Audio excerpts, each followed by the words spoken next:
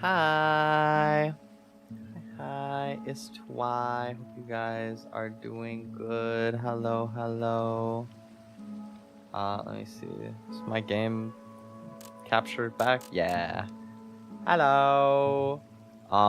Today I wanted to finally try Game of Sisyphus. I got this so long ago. Back when I used to play a lot more Foddy and stuff.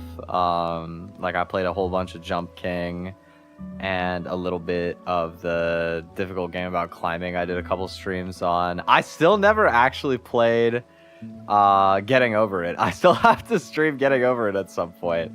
But we're doing Sisyphus first today. We're gonna push rock. Hi, Nahi, welcome. Also, I remembered that I haven't done my free memberships for August yet, so before we started, let's give out some free memberships to the people on YouTube. Let's see who wins membership. Gotcha, bang. We got Disruptor, Tycho, Chandra, Electro Energetic, J-Hat, Martha Ponce, Dano, Rensugi, Reimu got one, Tuao, and Dimby Day. Couple faces I haven't seen in a while in there. Hope anybody who got memberships will enjoy. Yippee! I decided to just get some like chill Minecraft music for today. I think this game might have music. I'm not entirely sure. What the? Coins? There's like a money system in this game. And oh, so these are like different boulders that you can push. Emerald for speedrun. I did notice there was something about speedrunning with Emerald. That's interesting that they have separate boulders. There's also Beach Ball labeled as easy, and it's achievement walled. That's funny that there's an easy mode, but it's achievement walled. I find that very interesting.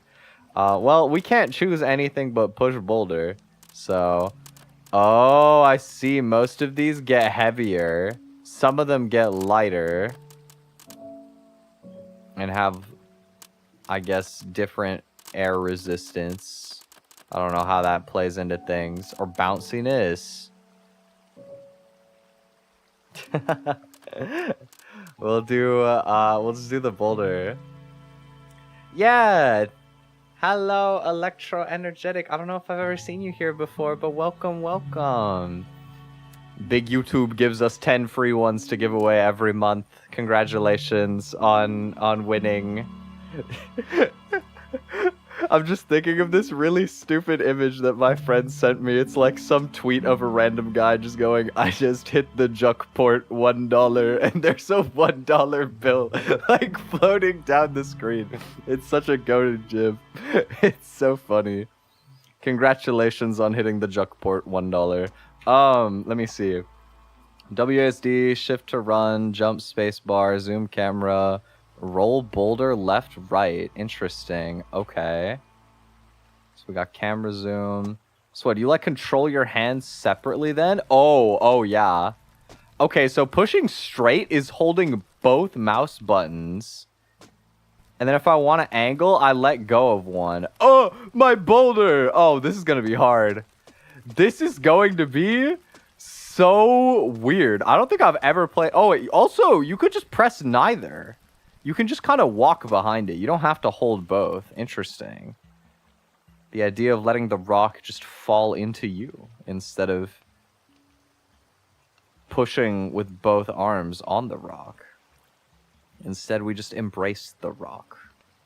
be one with the boulder. Okay. Yo, come back. Okay. This is tricky, but I think we'll end up getting a feel for it.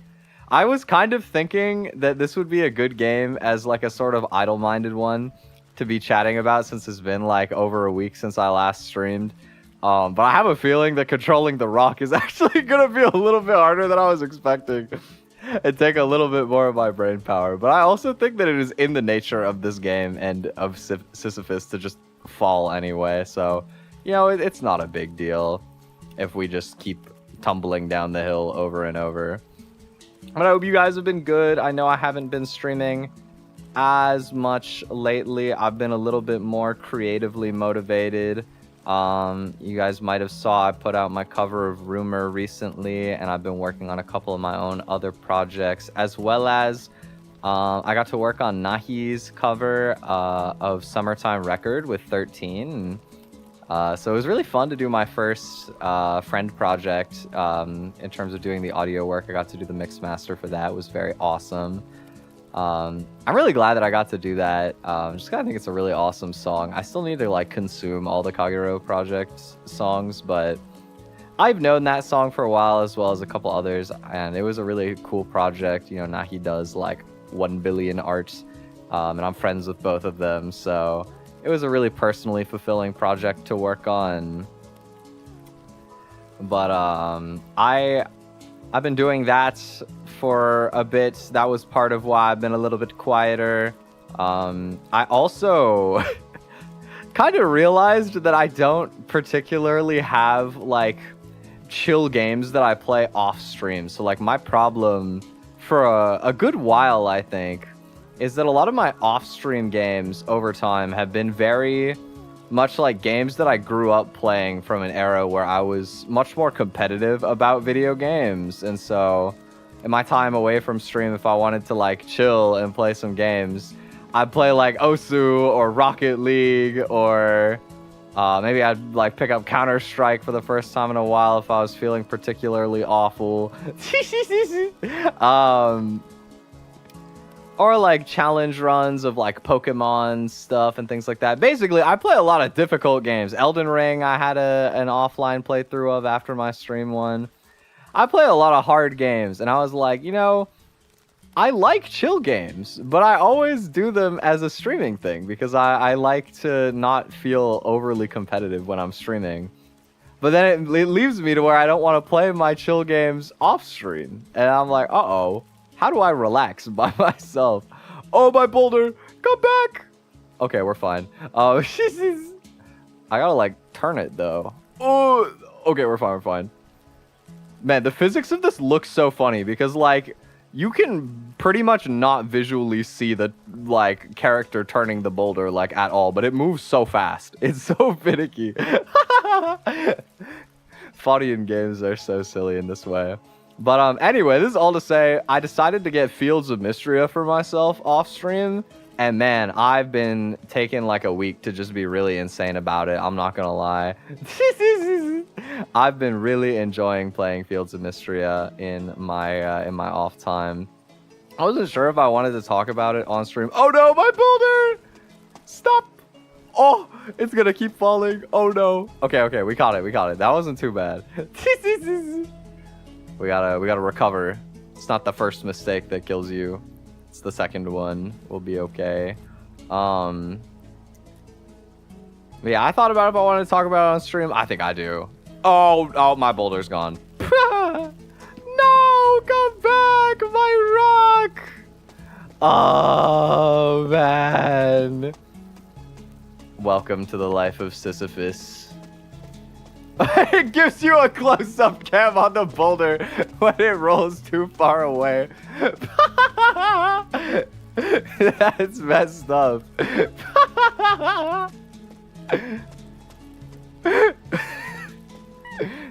Yeah, we actually got like decently far before it fell though for a first push. That was not bad. But yeah, I've been loving Mystria, honestly.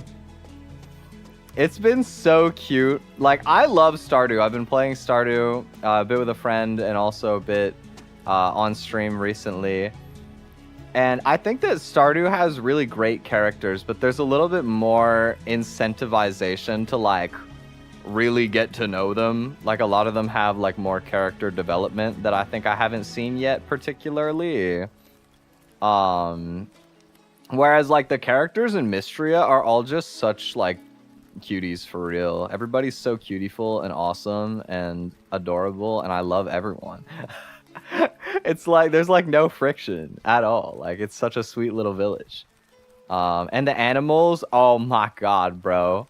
Fields of Mystria cow might be the most friend-shaped piece of art ever. Like I was talking about this with a friend, and I was like, you can just tell that whoever did the art direction for Fields of Mystria just really likes cows. Like like they're just made in such a wonderfully adorable way in terms of like sound design.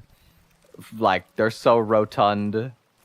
They're so beautiful. I love my cows. They're so cute. And like just the quality of life. It's honestly such a fantastic game. Like I think that I've found in my adult life anyway that I really enjoy these like cozier games. And it's not like I've never played anything a little bit closer to this stuff when I was younger. Like I really liked Minecraft and Terraria. I played a whole load of both of those games when I was younger. But it's been like a very long time since I've found one that I've like let myself get a little insane about. And I think that Fields of Mystria might end up being that, since I'm just sort of dealing with it a bit more in my free time. It's been very, very fun to sort of get a good feel for. There's like not really a rush to anything, but there's an excitement for everything. I've been enjoying it. So between keeping myself busy with more audio projects and some other stuff, I've been doing some non-audio work for projects as well a little bit. I've been dabbling. But doing all that's been really nice.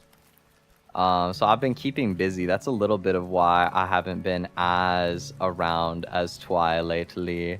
But I'm still here for you guys, don't worry. Also, hi Keiko, welcome, welcome. Hope you're doing well. Dude, the boulder camp was insanely BM. It was so awesome. I'm kind of looking forward to the next time. I want to drop the boulder from higher up, just so that I can watch it fall further. Is that messed up? I do kind of want to see the boulder fall really far.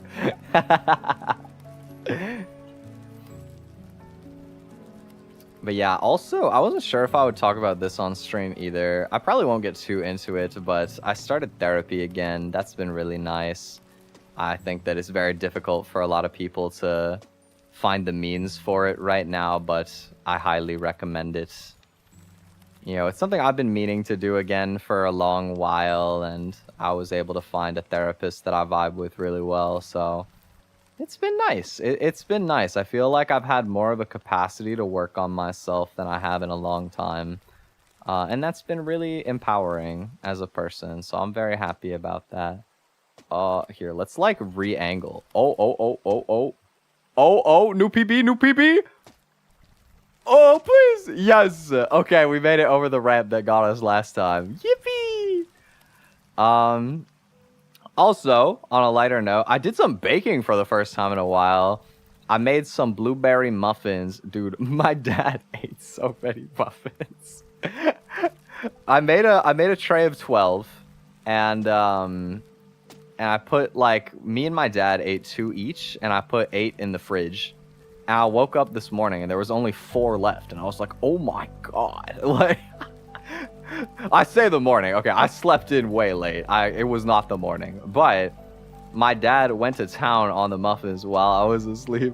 No, my boulder! Uh-oh, uh-oh. Uh-oh, danger. Danger, I think we're gonna see it fall further this time. Oh, it just bounces over everything. Let me get my boulder cam, please. POV boulder. Yeah, there we go, mate. Oh, over the edge. Wait, what happens? Oh, it just redropped. I dropped it back on the track, actually. That's interesting. Wait, that's interesting. So if you're like really far up, like way up the hill, and it slides over the edge, maybe there's a chance that it drops the boulder back on the track and it like stops on something, because there'll be like soft checkpoints of like taller walls, presumably at points where the boulder is more likely to not fall all the way to the bottom. Interesting mechanic to learn about. Anyway, yeah, my dad ate hella muffins, and then he was like, yeah, I'm done with them now. I'm gonna leave the rest for you. And I was like, okay. That's the thing. My dad is really sweet, you know? Like, on the one hand, I was literally thinking to myself, I was like, man, I'm really glad he's loving the muffins, but also I was hoping they would last me a little bit longer than like 2 days, including the day I baked them. But then he was like, nah, I'm done. Like, he really is the type of person to just like really indulge and like kind of like gorge himself on a delicacy if it's there, and then go back to normal instead of like sort of pacing it a bit more. I think I used to be more like this when I was younger also, and there are aspects of this that I think are still true. Like, if I get pizza, I'm very unlikely to keep like half of it for later. I'm far more likely to just eat like a whole medium pizza in one sitting, or like a bag of chips. Like, I really don't buy chips that often anymore, just because I think I enjoy them a little bit less than I did when I was younger, but especially I feel the consequences a lot more of eating a full large bag of chips by myself in one sitting than I used to. And, you know, I think that even though I feel that way, if I'm sitting there with a bag of chips, like, I will go in. I have to like take a bowl or something, or else I will be cooked. Maybe I should honestly start having pizza with plates. Like, on the one hand, more dish sad, but on the other hand, like, one more dish, not that much more sad. And like, if I put like half a pizza onto a big plate and eat it, like, I'm probably a lot less likely to go and to like go raid the fridge for the other half in the same sitting, you know what I mean? Than if the box is just like chilling next to me. Like, I have the same experience recently. I've been liking getting like little square like frozen pizzas. On the one hand, because they're way more economic to do, even if they are worse pizza, you know, bad pizza is still goated food, so. But on the other hand, like, the fact that they just come in like squares makes it a lot more like portion control friendly. Like, it's a lot harder to end up with more than I actually want. And I think that in some ways, maybe the fact that it's lower quality also makes me a little bit more conscientious about how much I can eat before it feels a bit poisonous. It's a fine line. It's my favorite line, but it is a fine line. But yeah, anyway, I still got a few muffins left. They came out pretty good, honestly. A little soft and maybe a little bit too much blueberry, which is like not really a problem. Like, I think that they would maybe be slightly more satisfying to eat with a bit less blueberry. I like really filled them up for real. But I also just wanted to like make sure I got the blueberries used up. And like, I don't really mind. Like, they're still very satisfying to eat. They came out a little soft. I'm wondering, I need to look into why that is. Like, maybe I didn't use quite enough flour. I just took my carrot muffin recipe, removed a couple of the spices and subbed the carrots for blueberries, and I was like, I hope this works. And it did, you know, it worked pretty well. I think that I told a friend that muffins are like the cookies of more like pastry adjacent stuff. And I think that's fairly true. I think they're probably not quite as forgiving as cookies, but they're like quite forgiving, you know. Like, it's hard to make muffins that suck. Or like, I suppose like muffins that suck are still usually pretty edible in my experience anyway. Like, when I was working out more, I used to make like protein muffins. I would make them with like, I would sub out all the all-purpose flour for oat flour, and I was using the wrong oats for that. And like, I would add protein powder and whatnot, and like the texture was a bit finicky for sure. Oh, this is like our first kind of like soft checkpoint. Nice.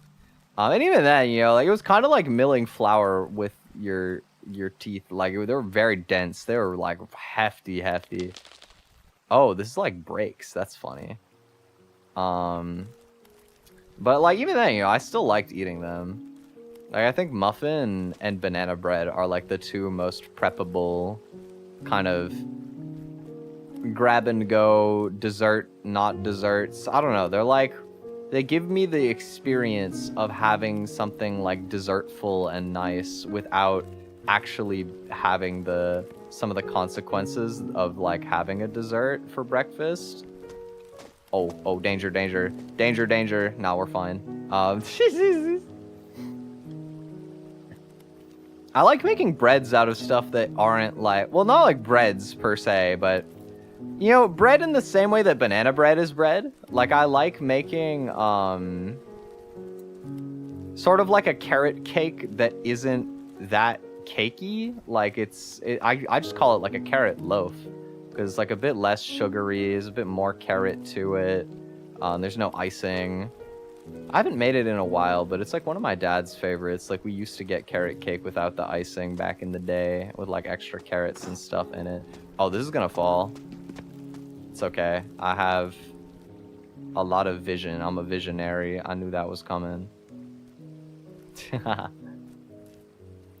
We'll get our boulder back on track. We gotta weave it.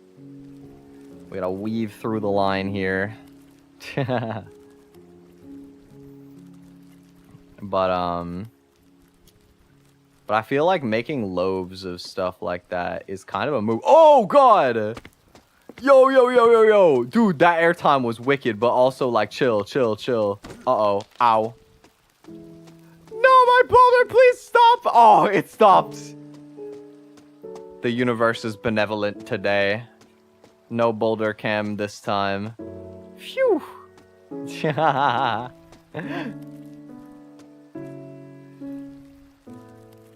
That was kind of awesome though. Like, you guys see how like high the boulder launched? Like, this thing is supposedly 20 tons of weight.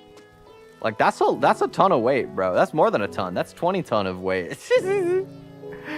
That's kind of awesome. It got launched so high.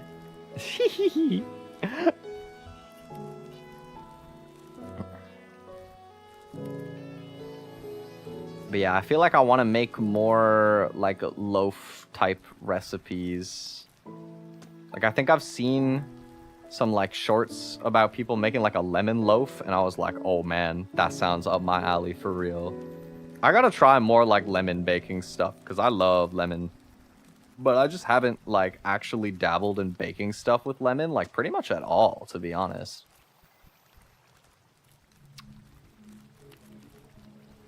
I also like the idea of baking stuff with lemon because then I get to control the sugar. I think a lot of people, they like overcompensate for the sourness of lemon. Like I love the sourness of lemon. I will, like a lot of the time if something comes with like a lemon wedge as like a garnish, I will just straight up eat the wedge of lemon also. Like I just like lemon for real. And I feel like when you get like lemonade or stuff like that, people always put so much sugar in them. And I feel like it's too much. Like I'm going into the lemon experience because I want to experience lemon. And I want the sugar to like give it a little lift. But not, I don't want it to be like a sugar experience and the lemon is giving it like a little oomph. You know what I mean? Like I don't want the lemon to be secondary. I want it to be the sort of primary experience, if that makes sense. And that's my gripe with like most like drinks. Like I feel like I go out with my mom and a lot of the time she likes to drink coffee, and so she'll want to go get a coffee and she'll want me to get something, but I don't really like coffee because it's too bitter for me. And I find iced coffee too sweet for me. And similarly, you know, she'll be like, oh, why don't you get like a lemonade or like an apple juice or I don't know, like just some sort of like a juice or a lemonade or something like that. And I'll look at them and I'll be like, Ma, there's like 70 grams of sugar in this. And it's not even about the fact that I'm above drinking 70 grams of sugar. I'm not. I'm a sugar goblin. I will body that. But like the problem is that it's not even fun at that point. Like I'd rather just drink water. Maybe I'm an old man in spirit, Or maybe I'm just like the #1 water enjoyer for real. But I just have a hard time getting down with like, not even sodas all the time, but like juices and stuff nowadays, because I feel like they overly sweeten them. This is scary. Oh, I hit a pretty good cycle of the rotation there though, and I'm kind of cracked. Here, let's go again. I like this cycle.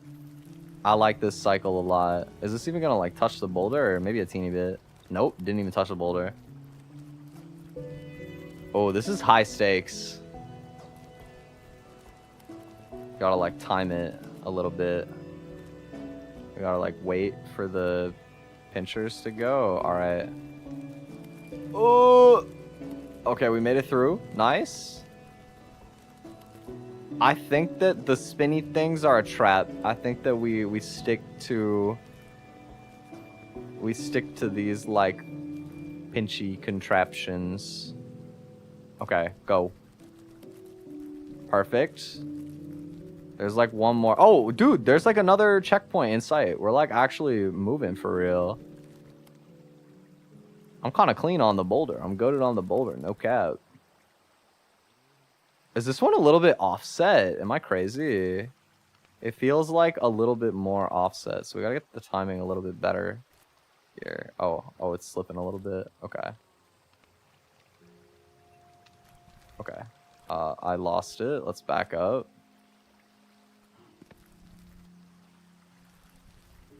Okay, we're through. We're through there. Okay, this one's like a softer checkpoint in the sense that the walls aren't as good.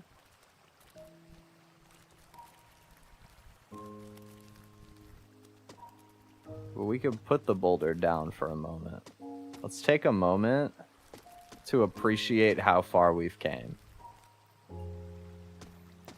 Look at that. You can we have to like jump to see like the bottom of the ramp at this point. We've come a long way. Oh, nice. You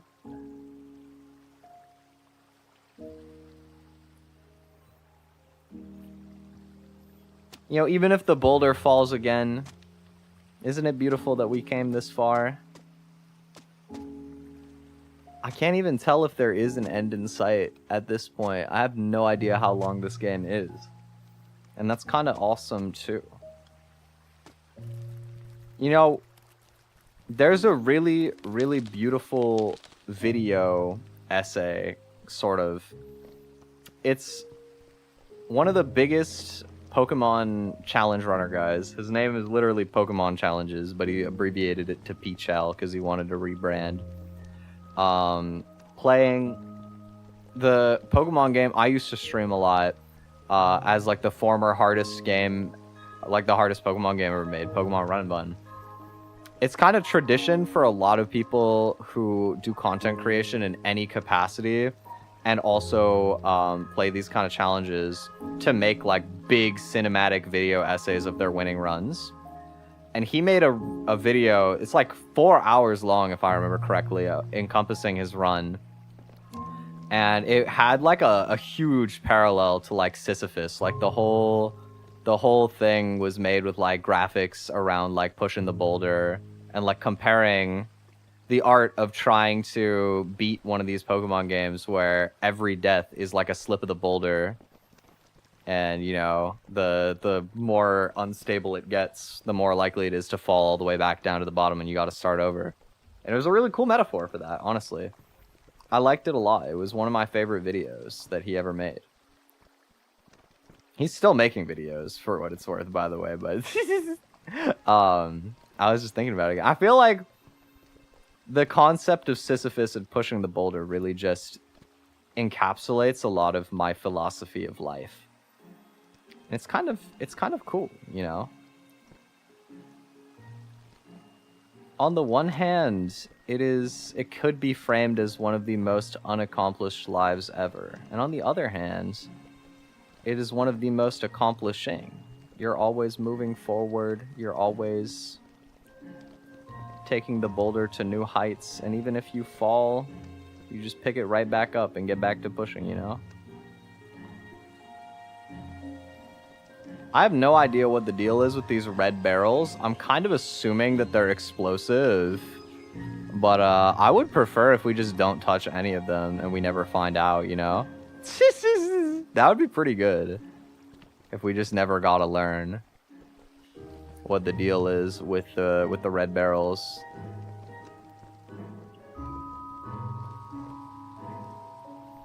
I hope the music balance has been okay today as well, by the way. Sorry, I do realize I didn't test it before stream.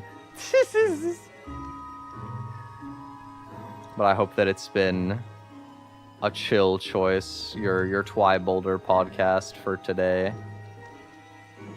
Hope it has been a nice listening experience.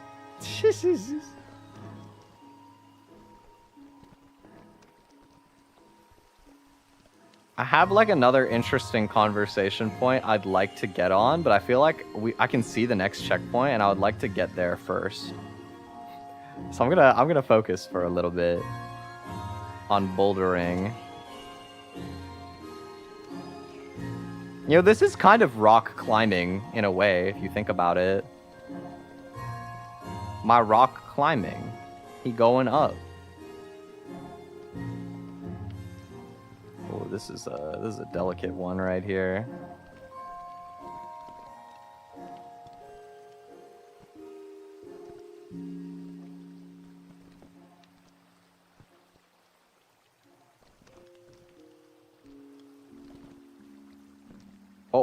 Oh, that was really close. Wow, that was so close to that barrel. I didn't touch it though. I did not touch it.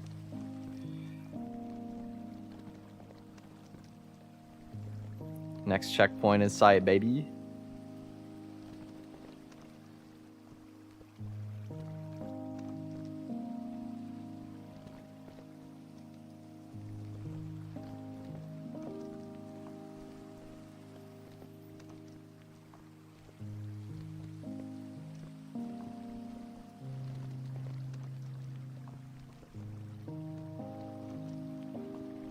Hey, look at us go, dude. 2 sections in a row. Beautiful. Can I get on the wall? I can't. But look at how small the starting point is now. We've come so far. This is so cool. I love that there's just trees all the way up as well. I guess the trees are becoming more scarce as we go higher. It's like more deciduous towards the bottom. And that's kind of nice, actually. Like, you can appreciate getting further up, but if you fall down, you can appreciate the greenery. Like, there's something relaxing about returning to... It's sort of like getting closer to the earth again, in a way, right? I feel like that's kind of true if you've ever hiked a mountain anyway. Not that I'm particularly experienced. I've only gone up a mountain once. But, like, that's still once, you know? And I guess that's kind of the experience in some ways, thinking back on it, too. I don't think there was nearly as many trees up top as there were, like, down at the bottom. Because it was, like, very snowy at the top, you know?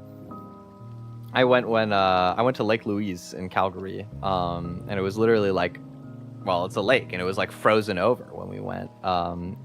It was kind of awesome. It was like all snow at the top and you could just walk along. It was great. There was a really cute snowman someone made.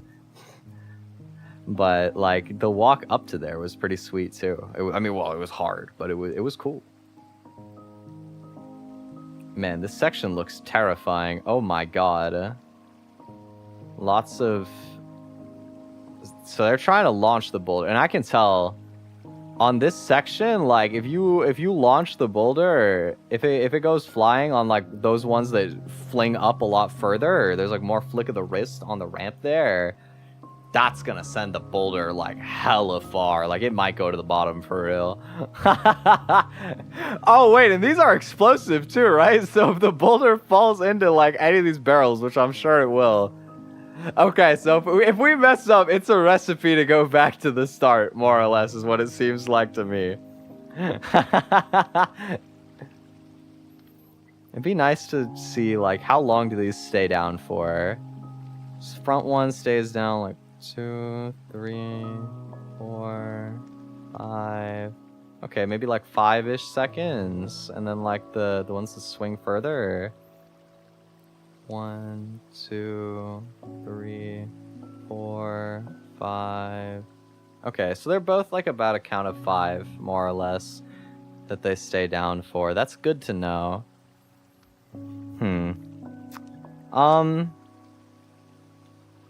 I had like a more philosophical conversation to get into, but honestly, maybe we just see what we can do with the boulder first. Let's push this experience a little further. Let's push this boulder a little further.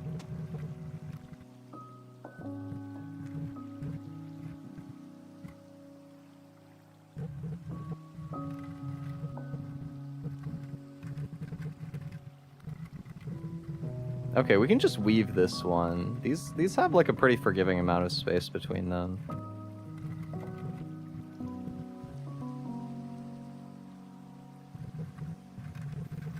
You know, I thought this game was going to be a lot more finicky, but it's actually pretty satisfying to walk the boulder. It's kind of therapeutic. This is kind of weird. I think that there is a large demographic of people who will never understand this perspective, and a small demographic of people who will really understand this perspective. But I actually kind of find these, like, rage games to be really therapeutic to play. They're, like, deeply relaxing in a lot of ways for me.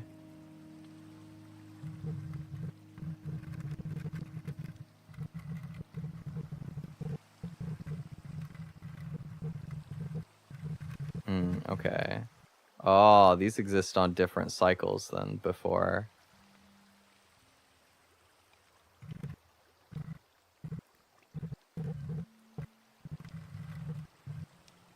But that's fine. Yeah.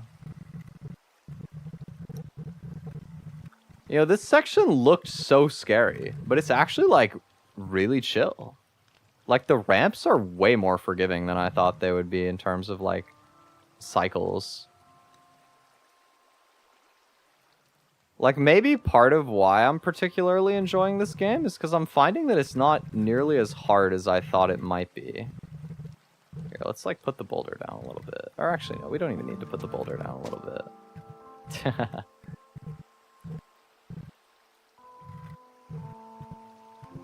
We're cruising.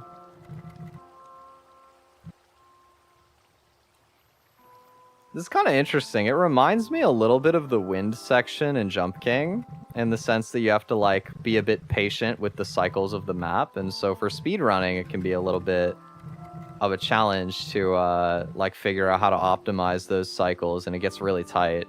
But for just trying to beat it, it's actually, like, kind of nice to have a section that teaches you to, like, slow down, be patient, be observant. I think that it's like a very good, like, value for these kind of games and for appreciating these kind of games to sort of indulge yourself with.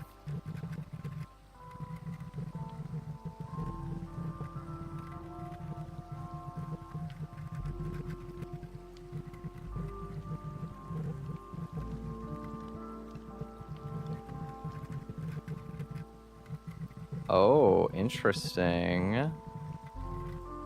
Now, how does this work? So they close inwardly. I don't see how that would be a problem as long as you're already in the middle. I guess the trap is that if you're not careful about that, like, back ramp, it could get you, right? But I don't really see much danger if we just stay centered on this. Yeah, because it's not, like, slanted, so it won't, like, fall away from me. It's actually, like, kind of helpful because it keeps you center aligned very easily. Right. So we just wait for this one to come up, and now we go. Maybe we veer off a little bit. Oh, maybe we veer off more than a little bit. Oh, okay, nice save. That, I kind of thought it was gonna fall there, truthfully, but no, we recovered it. Thank you, game, for having forgiving design. I'm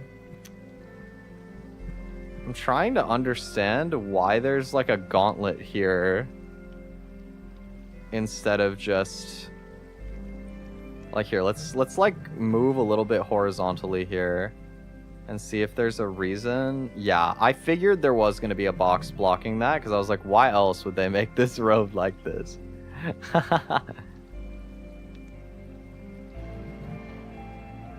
So we can just chill.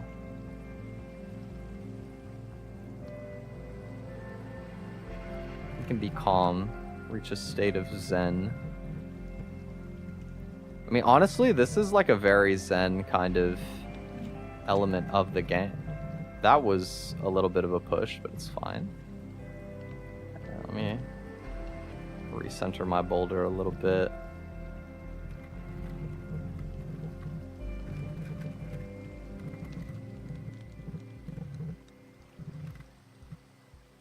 I'd imagine if I was to try and learn to speedrun this game, which I don't particularly foresee myself doing, but if I were to, this section would be like pretty infamous to try and get a feel for. But in terms of like personal enjoyment, I'm actually like finding it very nice. I like it.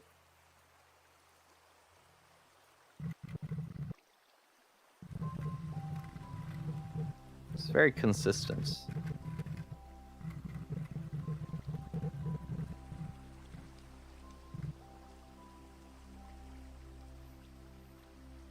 Is that water? We got a water level. Interesting.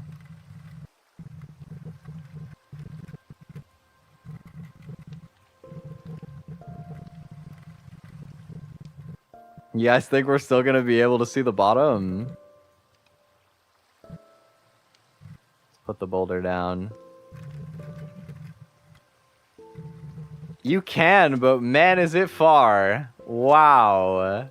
It's cool to see all the ramps from this side. The fact the backs are hollow is kind of funny. Look at that, dude. We've come up so far.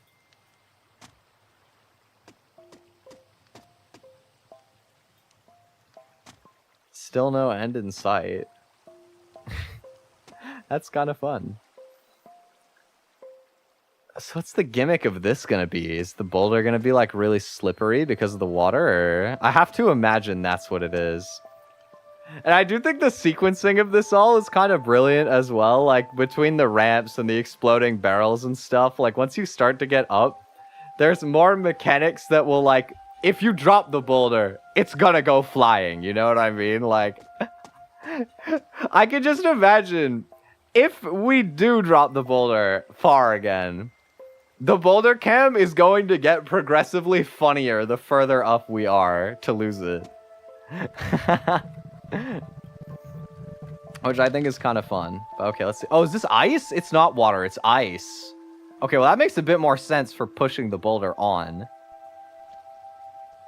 Okay, so I guess this is just going to be more slippery then. Fair enough. Canada reference, true. I mean, you do honestly have to get pretty acquainted with ice here in Canada. You know, I've lived through a couple of ice storms that'll like knock out the power, but you still want to go out because like maybe there's power somewhere else or stuff like that. I also think back, I mentioned earlier how I hiked Lake Louise in Calgary last year. It was icy the whole way up. Like, it was... We went in spring, and I think it had probably rained, like, not long before we went. And so it was, like, all snow with, like, a very thin layer of snow with ice underneath of it. And if you've ever experienced that, it's very slick. I went in my like, regular running shoes. I just wore... my Vans, and they were actually like incredibly good grip. Like, I've truthfully found that they are the most comfortable shoe I've ever tried that also just happens to body like every weather condition that I've ever had to wear them in. Like, I think that every good like Canadian should probably own a pair of boots, and I do own a pair of boots But, like, it's gotta be dire for me to put down the Vans, for real. I love wearing my Vans in adverse weather conditions. This guy's crazy. He's just barefooting it. Like, that must be so cold for real. I'm trying to think if I've ever been barefoot in the snow. Maybe once, actually. I'm remembering a long time ago, my cousins, they had a little hot tub in their backyard. And we had, like, a meeting. This is when we were all, like, preteens, pretty much, or, like, early teens. We were playing Truth or Dare in my cousin's hot tub. And so sometimes the dare would be to, like, go make a snow angel or something. Even though we were in, like, swim trunks or whatever. Core memory. This section is, like... They've made walking along the side oddly, like, not bad. There's kind of no punishment, perceivably. I guess I have to navigate turning around this rock on the right, and that'll be a bit hard. But I've also kind of just got into autopilot up to this point. Are those cactuses? We got cacti! Yo, we are leaving the Canada reference. And we got a California reference coming up on the horizon here. Let me make sure that I don't drop it. Also, hi Nira, welcome. Okay. Definitely Arizona reference. Arizona is crazy. Fun fact, my dad almost ended up living in Arizona as a kid. His dad, so my grandfather, had like a work opportunity to go to Arizona if they wanted to. And he was thinking about it. He kind of wanted to, but apparently my grandmother was like really bad with heat. Like they went to Florida for their honeymoon and she was like violently ill because she couldn't handle the heat. And it like ruined their honeymoon kind of. And so she was like, there's absolutely no way that we're going to live in Arizona. And so my family stayed Canadian. Which, to be fair, I have no idea why. Given that it sounded like he had a pretty stable work setup, I don't know why you would ever want to move to Arizona. That's a bit of a psych ward move. But you know. Interesting tidbit of lore nonetheless.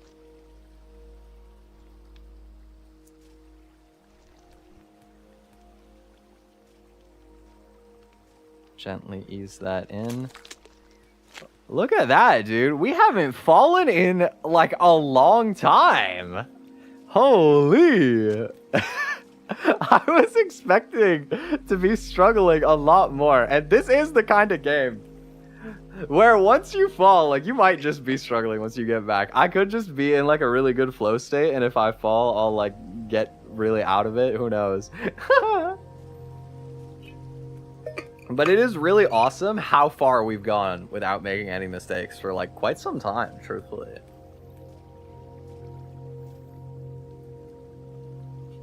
Don't go jinxing it. That's kind of the spirit of Sisyphus anyway, you know? It's okay. It's okay. Well, out of all the conditions that we've been going through, desert is certainly my least experience. So... Can't say, you know, I can say I've gone up a mountain before. I've been in the ice. Can't say I've been in a desert before, I don't think. So this one will be interesting. I wonder, are the cacti just like barriers? Or is there actually some sort of like adversity to hitting them? Like, I can't imagine a cacti doing anything to a 20-ton boulder, but like, what if I walk into the cactus by accident? Like, there's some science to be done, but I'm not brave enough to do it.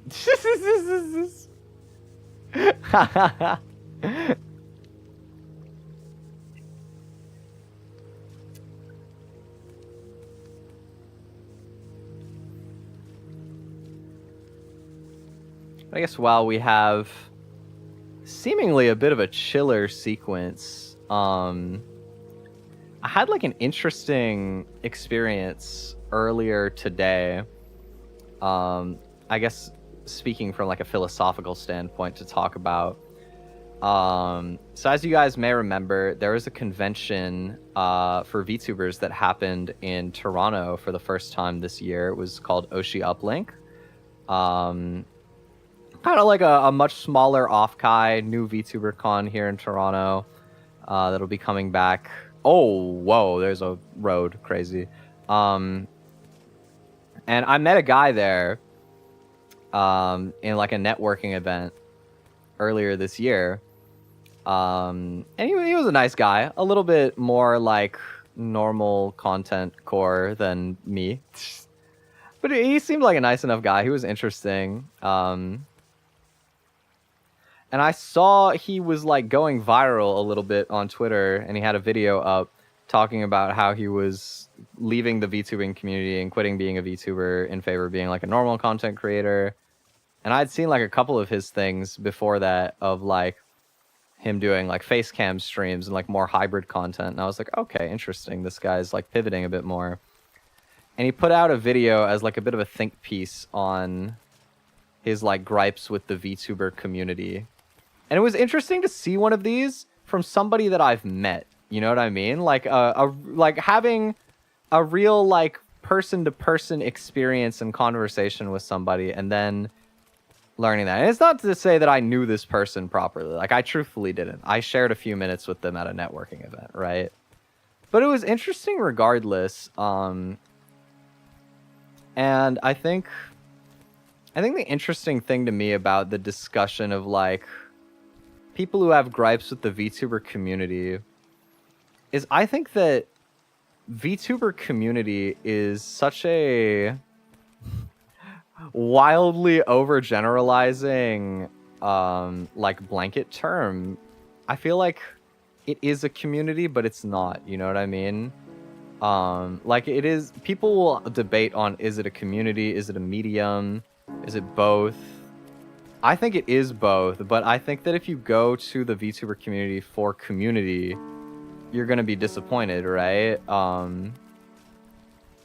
Because it's like, okay, you know, I think that being a VTuber is something that you do, and also it can be all that you do. Well, it can't be all that you do, right? You can be a VTuber in the same way that you can be like a face cam streamer. And that could mean that you just turn on your camera and chat with people. It could mean that you just react to videos. Like, you don't it doesn't have to be inherently more creative than just like very everyday life stuff and sharing that experience. And it also could be, you know, like more artsy. It could be, or like more game focused or whatever, right? You can spec into hobbies if you want to.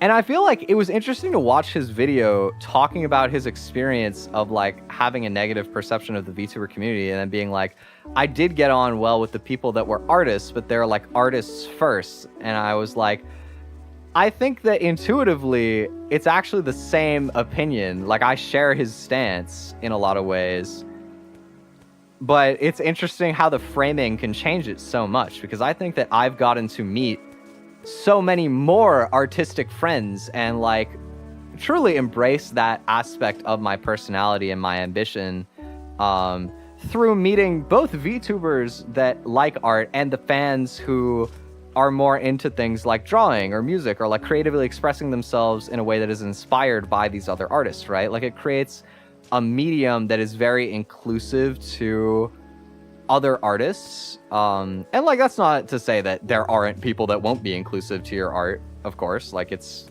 just an online space like anywhere else. But I think that it's just one of those things where it's like you have to look a little bit deeper than just like scratching the surface of the medium and calling that like a community.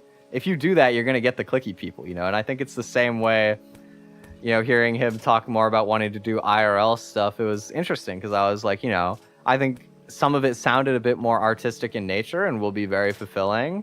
And some of it, you know, the discussion about people being really clicky, you know, if you start hanging out with IRL streamers and stuff like that, I'm sure that they're clicky there too, you know what I mean? Like, It's just a matter of finding good people, right? It's just a matter of finding people whose values are in line with yours and that you want to grow with. And it sounded like they were unfortunately unable to find a lot of that in the VTuber sphere.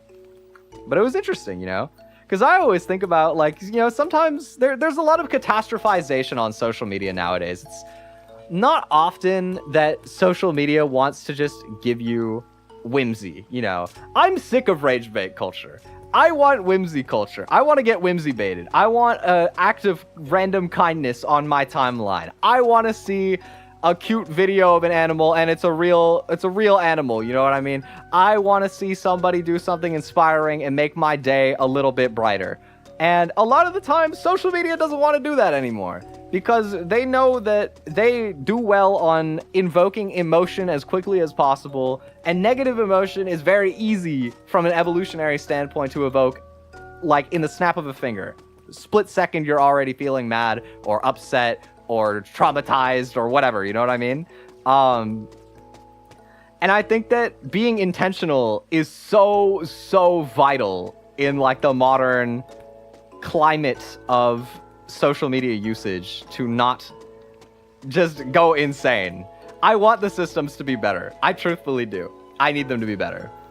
But that being said, I think that it is very interesting to see people who will like attribute this kind of like lack of intentionality, I'll say, in terms of trying to be growth minded in a system that promotes negativity in a lot of ways, that promotes competition, that doesn't immediately reward you for being uplifting to your friends and being patient with them. And same with, you know, any communities that you're taking part in, right? You have to be very patient. And a lot of the time you have to do it because you value those communities. You have to be a villager, you know what I mean? It's not so much about getting like larger or changing the lives of more people on like a vast scale so much as it is like being a villager, right? You know, being willing to look after people a little bit when it's not convenient. And other people, I think, miss that a lot, and they keep looking for a community to do that for them. And it's like, if you're gonna be a villager, I think a lot of people stop at be a villager and they don't think about like, how does that manifest in your village? You know what I mean?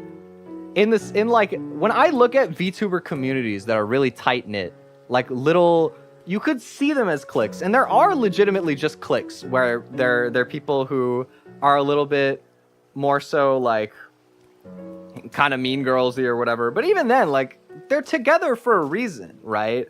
They're uplifting each other in doing content in some way or another. And if you look at the ones where they're like really tight knit, or like my experiences with making good friends in the scene, a lot of the time these people are doing art and they'll like draw their friends, or they're doing music and they'll like sing songs that their friends find special meaning in, or they'll like do audio work for people is something I love to do and I want to get more into. You know, it was really fulfilling for me to do like Nahi and 13's cover, or to work on Ada's charity concert, or, you know, even like my roots, you know, performing in Rita's charity concerts. Like, doing this kind of stuff is like being around and being, you know, a part of something. And I think that a lot of people want to be a part of a village, and they also don't try and look for a way to contribute other than just showing up. And just showing up is great and it's wonderful.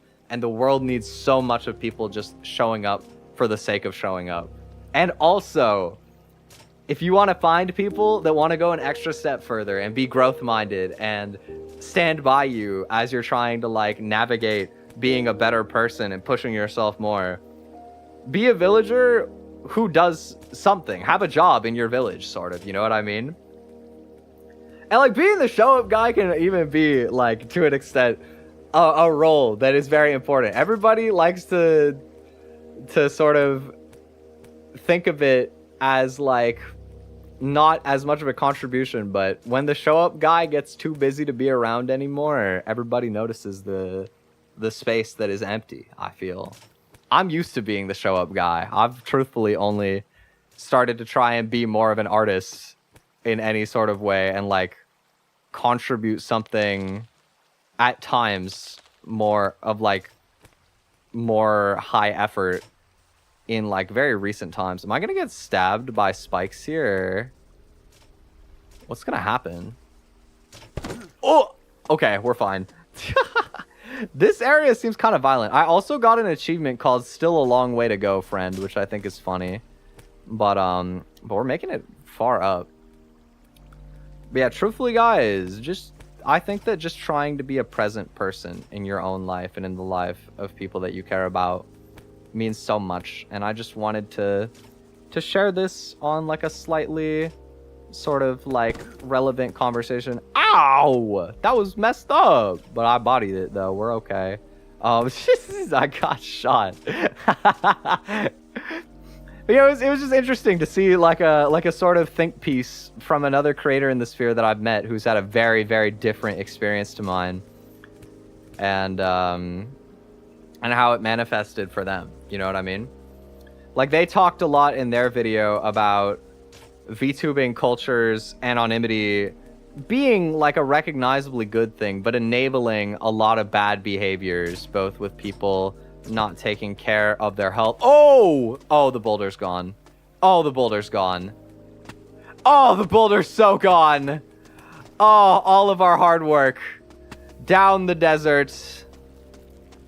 Down it goes. Down the road. How far will it fall?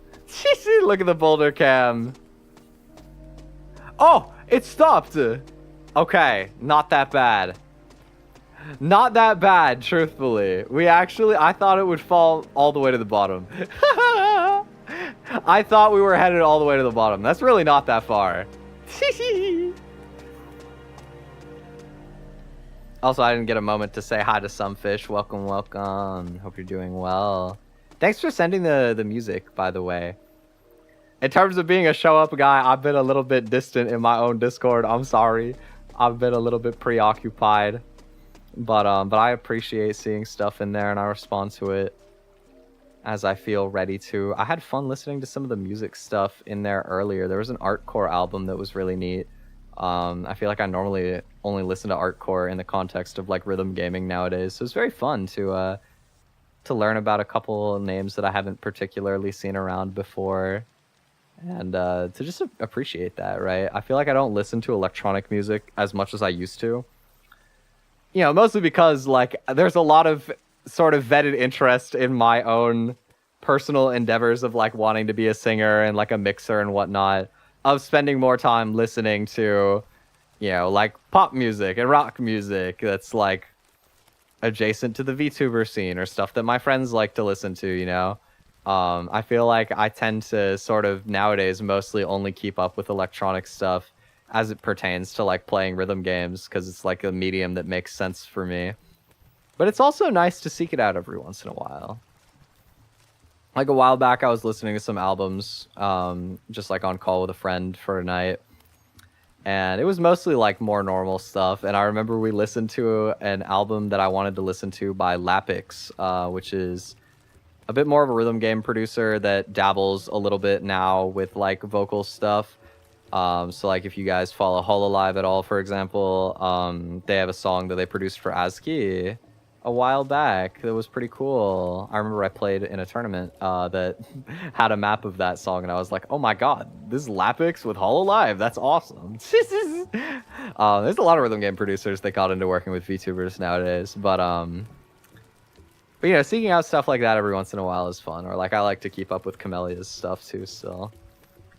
Anyway, where was I on my like other like VTuber community philosophy tangent? I was talking about, right, they were saying how like the anonymity of VTubing is sort of a double-edged sword, and it enables people into a lot of bad behavior. So like not looking after their health, you know, not going outside, not eating properly. Maybe they're like door dashing food so they can stream longer or whatever.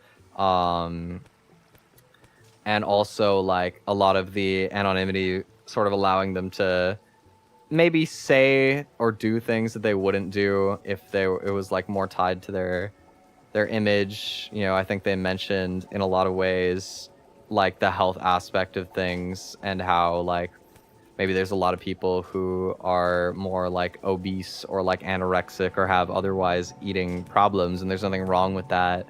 but how it's like more enabled, which is interesting because I haven't experienced this as somebody who has an eating disorder in the VTubing community and has friends who have eating disorders in the community. But that's not to like invalidate their experience. I'm sure 100% happens, right? But again, it just feels like a symptom of the people that you choose to hang out with that don't value those things. So like when I hear that, I don't chalk it up to like, oh, it's because these people are VTubers. Like I do truthfully think that there probably is a higher per capita amount of mental illness in the VTubing community, but that's not because it's VTubing so much as it's a creative like content sphere, and I think you will experience that on any sort of creatively expressive facet of the internet. I think that it is just natural for people with mental illness to feel more comfortable expressing themselves and finding a space to try and do something online, you know? I think that that's more approachable a lot of the time, and so those kind of perspectives can be a bit overrepresented, maybe, relatively, which can be empowering, but also, like, it can skew your image. Can I hide behind the boulder? I could just not get shot. That also works. It does attract a specific type of person. Yeah, exactly. And I think that being able to curate the sort of people around you is an important skill in life, right? Like I think everybody has sort of heard at some point in your life that you are like the accumulation of the people that you hang out with, you know, your friends, your best friends say a lot about you, or like the 10 people you spend the most time with say a lot about who you are. Even if they are different from you, it's the types of values that you are willing to accommodate, right? And it's important to recognize that extends beyond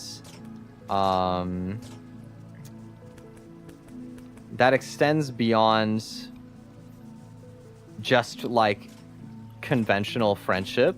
Like, oh my boulder. Oh, my boulder. Oh, my boulder's fallen. Oh, she's going. Oh, she's gone. That's gonna bounce. Whoa. Oh, into the right bracket. Into the right bracket. Oh, oh! Oh, okay, it's going. It's going. It is going down. Whee! Oh, man. Wait, the cactuses slow it down so much. Stop? Oh, wow. Okay, that's like so fine. Wow, okay. Bailed by the cacti again. The cacti have been so benevolent today.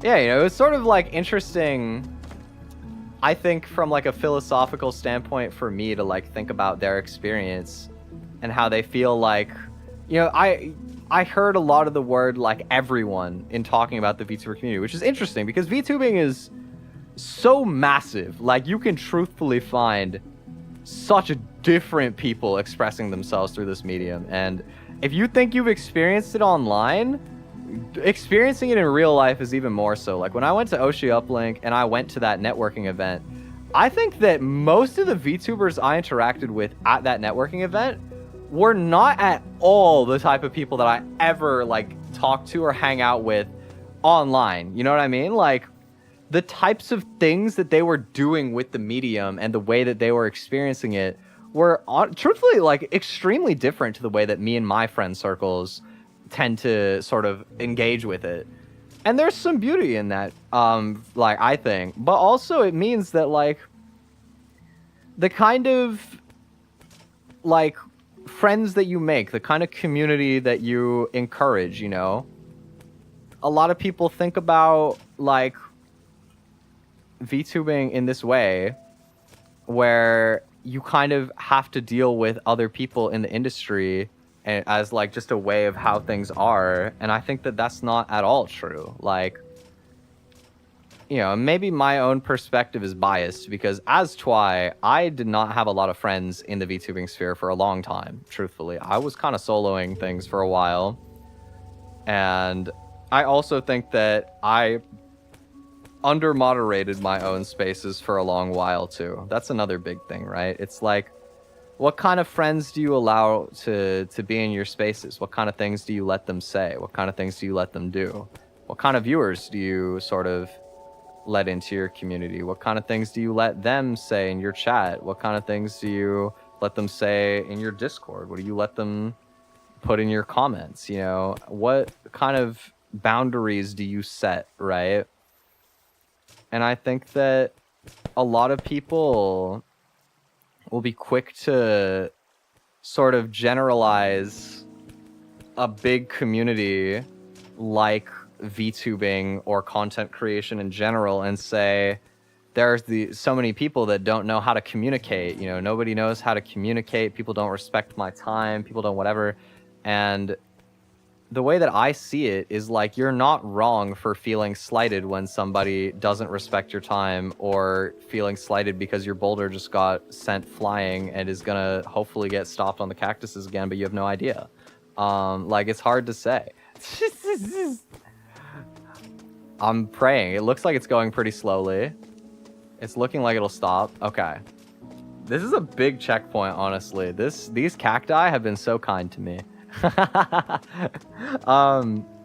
know, a lot of it is like, I think a little bit of a projection of your own sort of lack of satisfaction to communicate your boundaries and be content with them, right? The Mike Tyson tweet where it's like, you wouldn't say that to my face because you get punched in the face or whatever, you know what I mean? Like, or like, that was the idea anyway, right? I'm paraphrasing, but it was like, you know, basically, if you said this to me in person, you know that you would get slugged in the face, and you wouldn't say that in person. You'd only say it because it's on the internet. Nothing will happen to you. And the guy was like, yeah, you're right. But it's true, right?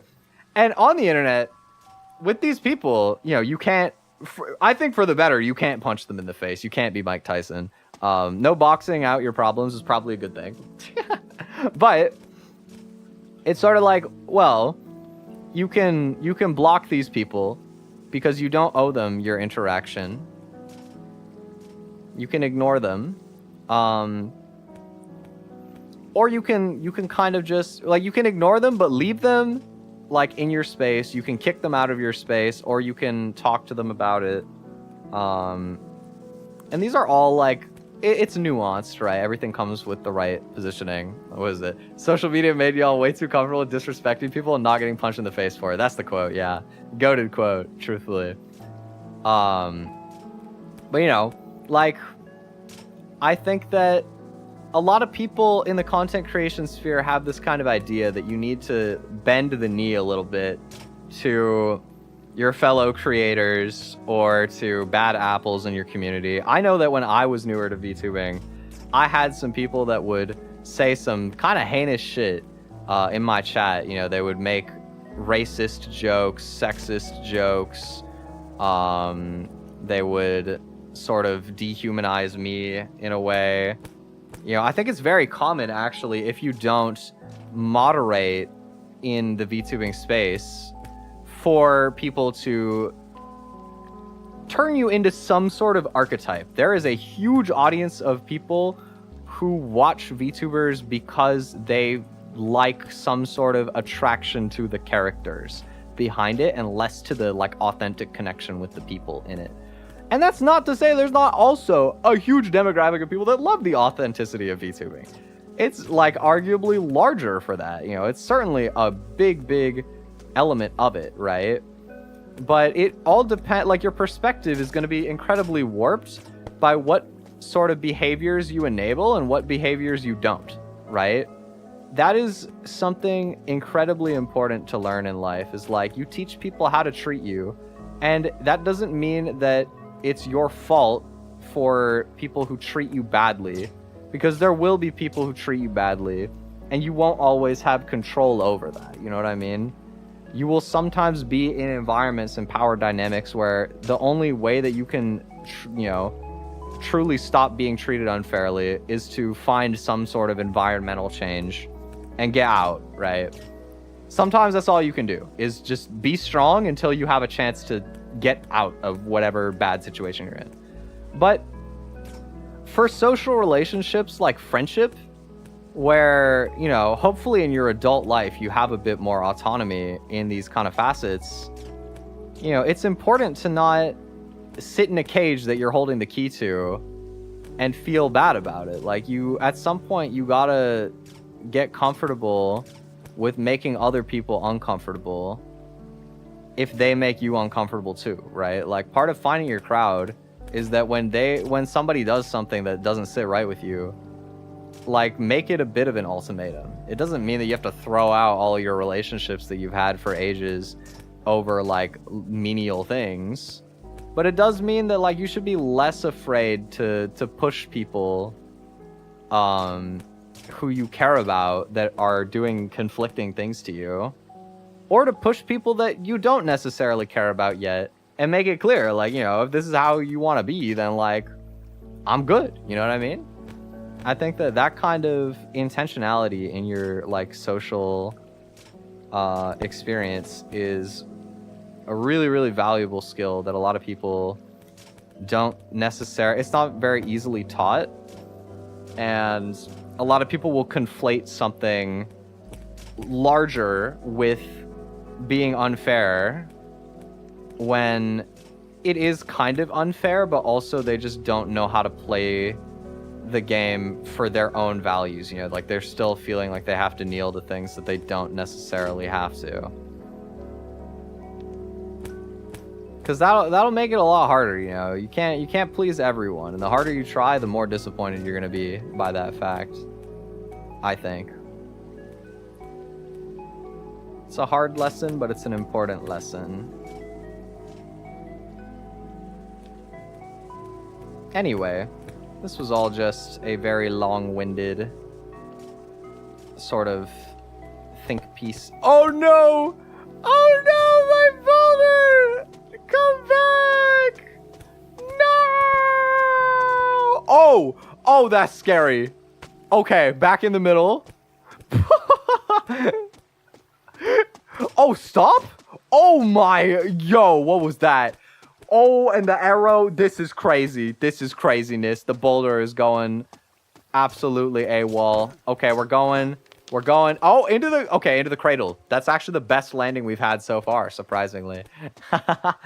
This section is hard, dude. Wow, I feel like there's a huge difficulty spike here, which makes sense that they put, like, maybe the most forgiving landing point right before this one. Because we went, like, an hour of, like, no problems with the boulder. To just, I think I've fallen like 4 times so far on this section. It's kind of fun.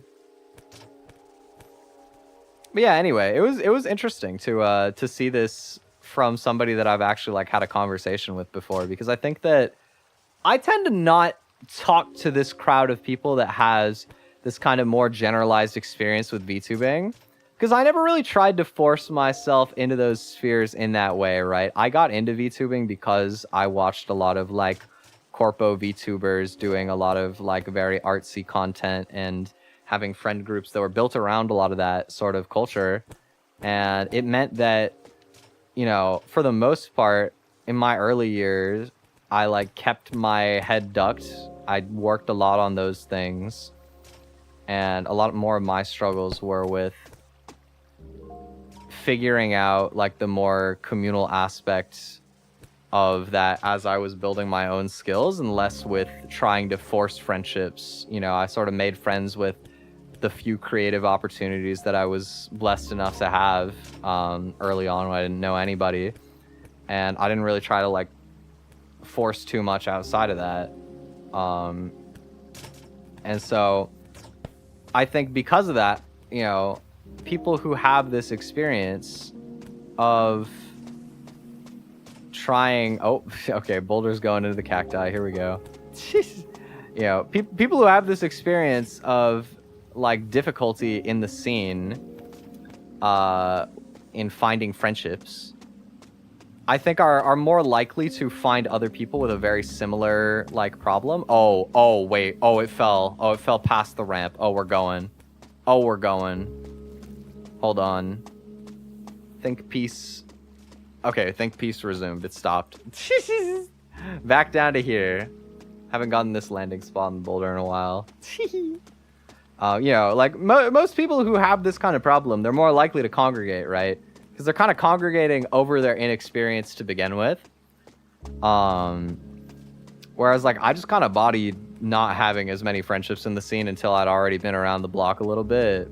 And so once I was fortunate enough to kind of find that a bit more, it gelled a lot more naturally, I think. And I was able to form much more genuine connections with people. And that's not to say that either one approach is, like, better than the other. They both can work and they both have pros and cons. But it is interesting just because I don't tend to ever experience those kinds of people, you know? They don't tend to be in the spaces that I'm in, particularly, because VTubing is so big, like we said earlier, right? And so it was interesting to, like, see somebody that I've actually talked to before share their experiences and their thoughts on that. Even if I don't 100% agree with them, I agree with some of it, I disagree with some of it. That's life, right? I think the more that I find myself approaching philosophy at a more nuanced lens and experiencing more things in life, I find that rarely will you fully disagree with somebody or fully agree with somebody. You know, a lot of people who are really good will do bad things sometimes or make decisions you disagree with. And a lot of people that are really bad will still do good things sometimes and make decisions that are agreeable. And sometimes you might dislike somebody who a lot of people care about because the relative weight of those decisions are different between you and others. And it goes both ways also. Sometimes there'll be like a person that a lot of other people don't like that, you know, maybe you can give a little bit more grace to than the average person for whatever reason and has redeemable qualities that you care about. And that's life. Man, the more unemployed I get, the more I love philosophy. What a perfect stream to be overly philosophical. Just pushing a boulder uphill in video game after not showing up for like 2 weeks and then being like, hey guys, let's talk about human relational theories.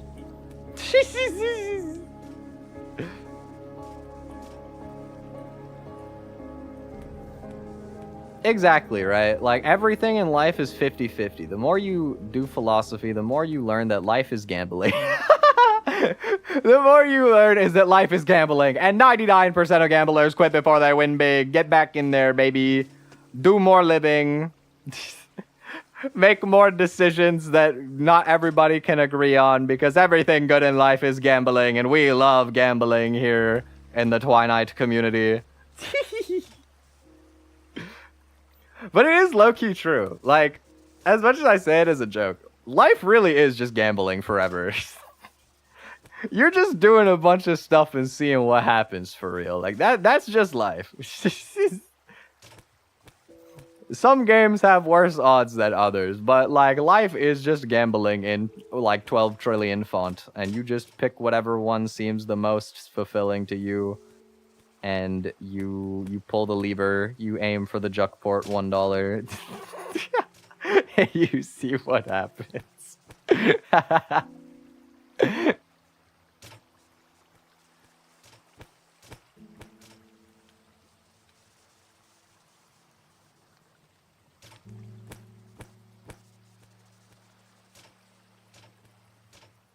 Yeah, you know, interestingly, I guess on the topic of, like, creator social dynamic philosophy stuff, that's a sentence that's been said before. Maybe never. Not exactly the most, like, on topic or, like, relevant now. It's been a little bit. But I remember watching the Streamer University stuff. I saw a couple of clips from that, and more so I really liked watching Ludwig's, like, sort of university lectures on streaming, since, you know, I don't watch Ludwig as much anymore, to be completely transparent, but I watched a lot of Ludwig when I was getting into streaming more, and, you know, just he's been around YouTube forever, right? I've been making YouTube videos for over a decade. I feel like you gotta know Ludwig, especially given some of the interests that I have personally. And, you know, he's a really wise guy. And also, the more I, like, watched and appreciated those lectures, the more I started to realize, like, I want to be Twi forever, but I probably can't be Twi forever in the capacity that I have for the past couple years, and like that's okay. And like my line forward is maybe not diving even deeper into some of the stuff that I used to do. So like you guys have maybe noticed if you followed me for a while, I used to do YouTube shorts a fair amount, and I would try to make a lot of sort of like very algorithmically friendly, like evergreen content with that. And I sort of did my own audio work for my music because I felt like it was a means to an end. I wanted to do music. Money is not, you know, bottomless. What can I do? I can do my own audio. You know, maybe I don't have all the time in the world to get really good at drawing, but I can get good at audio. And nowadays, it's more from a personal fulfillment standpoint. I just like the art form of doing mixing and mastering and like taking all the pieces of a song and putting it together into music. Like, that's like very personally fulfilling for me. And I've come to love that. And I've also come to realize that trying to force YouTube shorts and like play the algorithm and like grow as a streamer is exhausting, and I get burnt out very quickly doing that because I don't love video editing very much, truthfully. And everybody loves to talk about how important videos are, but nobody likes to talk about how time consuming it is to edit all of your own content, and how expensive it is to hire an editor if you can't do that, right? And so I like to video edit when I feel motivated, but like making it like a routine is kind of brutal, truthfully. Very hard on my mental, I think, is something I've come to learn about myself as I've been in it for longer, you know? And I guess finding a contentment with that and realizing maybe I value trying to, maybe I put more personal value on trying to like get more into doing audio work for people, and like maybe I could become a streamer full-time as a result of connections I make as an artist. But if not, maybe I lean more into art, or I find something more secondary to do for income one day if that becomes more necessary, right? Like more of an embracement of the idea that it doesn't have to be holistic, because I think that a lot of my earlier drive was more towards like agencies seemed a lot better back in the day. If you've been in the VTuber sphere for a while, you'll know the cracks have slipped a lot. We can still love agency talents and recognize that there's a lot of shenanigans going on in there that aren't the best in the current climate of the industry. Oh, danger, danger. Okay, we're fine. Oh, I pushed too far. No. Oh, the arrow like saved me. Oh my god. Rotate. Whoa, whoa. Yo, my boulder is lodged. Okay. Ow. This is chaotic. Wow, this is so chaotic. Okay, I feel good. I feel good. Oh my god, there's like the barrier's in sight. We got this. We're gonna make it through the spike section finally. No way. But anyway, this is all to say, I sort of realized, like, I used to have a lot more drive for the stuff that I didn't find very, like, passionate about the job. On the thought that, like, I'll just get into an agency and then it won't be my problem anymore. And then it started to become more apparent that that was kind of like a boat that's already sort of left, right? The last plane is gone. And it was like, well, okay, I gotta find a more personally balanced, like, standpoint on all of this. And I've come to sort of be, like, more of an artist first, I guess, nowadays. And I love that. I think it's great. And I hope that you guys have been enjoying. Even if I don't stream as much, I hope that this, like, quality of the streams has still been interesting. I think I'm probably more transparent than I used to be about some things, which is personally fulfilling. I also hope that the creative work has been interesting. You know, I think I've pushed myself a lot more as like a skilled creative in the past like year or so. And I plan to do that a lot more for the foreseeable future. Also, this is so whimsical. Look, there's like a bunch of scarecrows. Look at their hats. I've never actually worn a straw hat like this, but I think they're really cute. On the one hand, I feel like it's a little bit country for me. On the other hand, I think that I objectively would look kind of cute in one of these. I guess I was thinking more of like me than like Twi me. But also, like, probably Twi me as well. Also, damn, these scarecrows got hands, bro. This boulder weighs 20 tons. Did you see how he just smacked that boulder? That's crazy. Yo. They got some serious strength in those little, like, wooden nubs. Oh, my God. I mean, I knew they would. Like, that's the gimmick. But, like, still, it looks kind of funny. It's a bit cartoonish. In a way.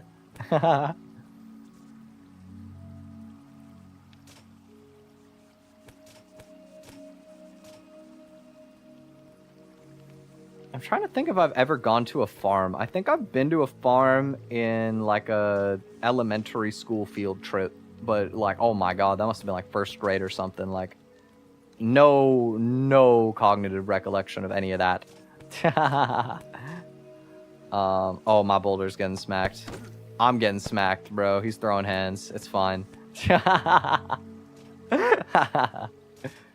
I feel like at some point I should really check out a farm as an adult. Just because I've been loving farming games so much. Like Stardew's been great. Fields of Mystria, my God. I've sunk like over 20 hours in like less than a week, I'm pretty sure. I've been really enjoying playing Fields of Mystria in my free time. I'm probably going to play it after stream today, truthfully. And so, like, I feel like it's only a matter of time before I gotta go to an actual farm.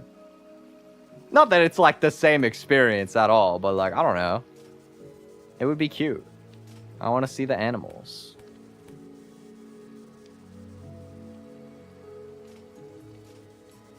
Or, like, I know, when Nahi and Ada and, like, that whole kind of group, they did their recap streams and they talked about like going to a farm where they were like picking strawberries and they were seeing some of the animals there. Like that just sounds so cute. That sounds so awesome. I think they also got kale, which like, man, unlucky that strawberry season is also kale season. Like you roll the S tier with the F tier.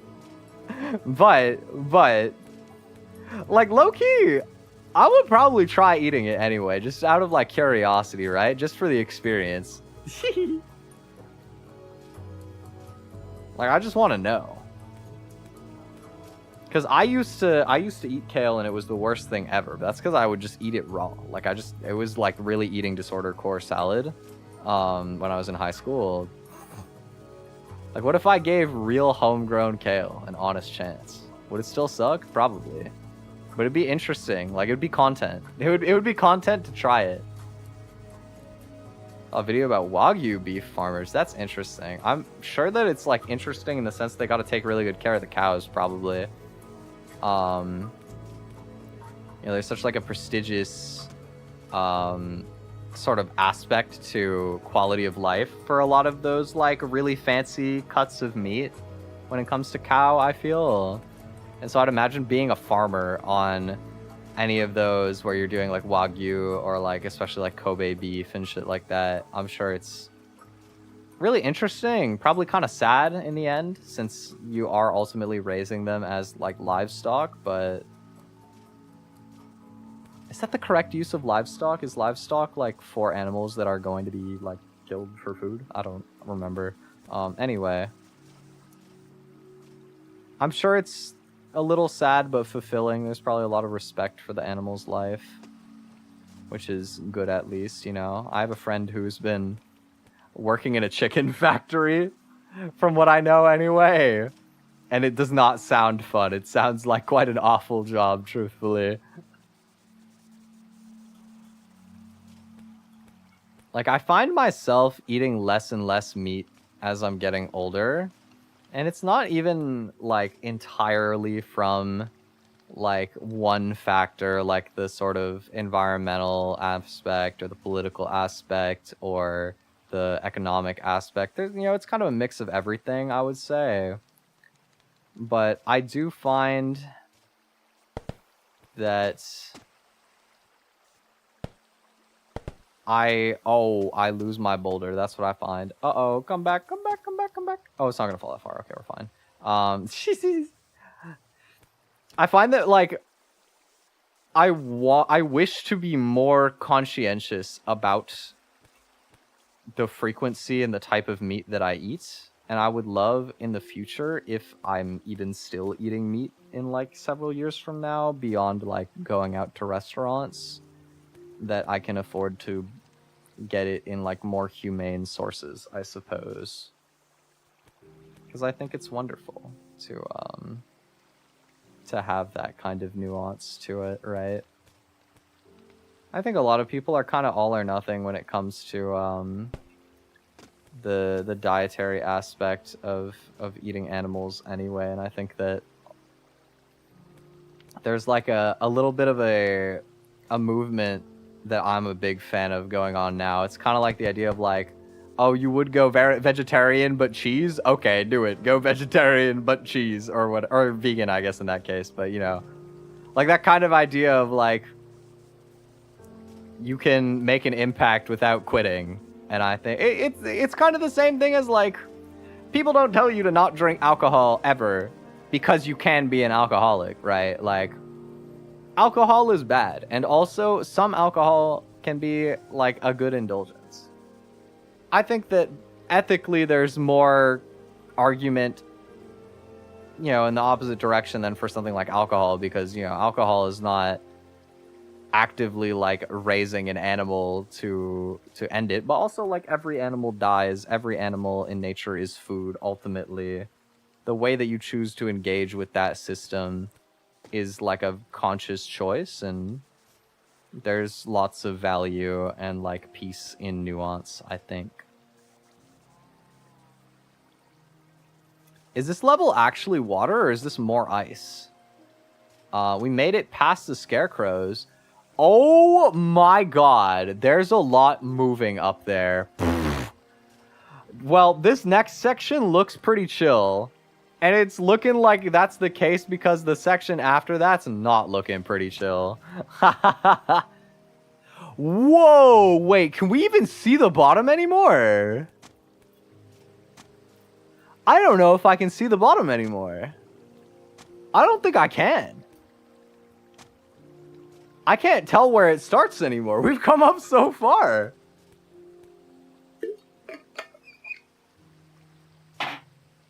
Oh, sorry, I banged my water bottle on my garbage can. That's crazy. Anyway, maybe oh, this is like rock. It's like all rocky. Interesting. It's so glossy though, the rendering. A little bit of an ironic tangent, since tomorrow I am planning on going out to eat ramen, and I will in fact have meat in that, but I also don't indulge that very often, and I will enjoy it very thoroughly and then be done for a while. And I think that that's... I have a lot more days than I used to where I don't eat any meat, or like I only eat like a very relatively small amount of meat.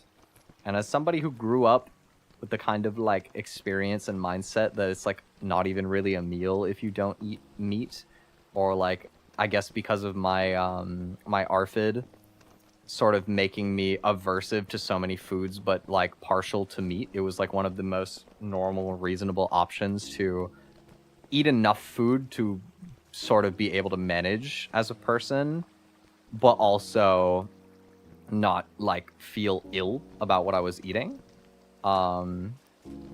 It provided me like a very convenient option for that, and I appreciate what it did for me for such a long time, and I appreciate what it still does for me from time to time. And also I think that it's wonderful that I have had enough capacity to grow that I'm less reliant on doing that forever.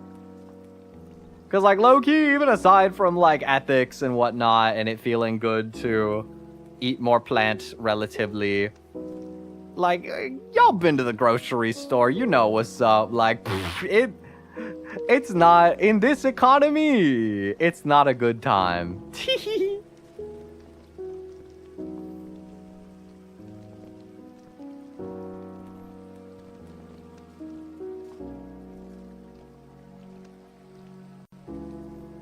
Man, the amount that I be saying in this economy, one of my favorite sayings for real. The amount of philosophy that can just be summed up about our like current age problems with in this economy. It's a lot of it. Yeah. It's a whole lot of it. Oh, okay, we're chilling. This level's more interesting than I thought it would be. There's like oil slicks that make you go really slowly in them. I think you honestly probably could just walk straight through them. I don't know if there's particularly a consequence to doing that, but I'm trying to be faithful to their intentions, and I'm like walking around them and like navigating the boulder. It's kind of fun. Like this is a relatively tame level after having to focus pretty hard for a while. Oh, I think I'm actually just gonna body this one though. I'm just gonna walk through it. Let's go. Nice and slow. Can you slip? I wonder if you can slip. That'd be funny. I'll make sure I angle this to go around the rock. Reading an Ursula Le Guin book right now where the aliens live without an economy. Interesting. I think it's hard to imagine a complete lack of economy. Like, I'm curious to hear about, like, is it more in the sense that everything is done through, like, social capital and there's no, like, equivalency for a dollar? You just kind of, like, do things for services or whatever? Or I suppose that is potentially also in the sense of, like, everybody has like basic entitlement to the same things and nobody particularly strays from that.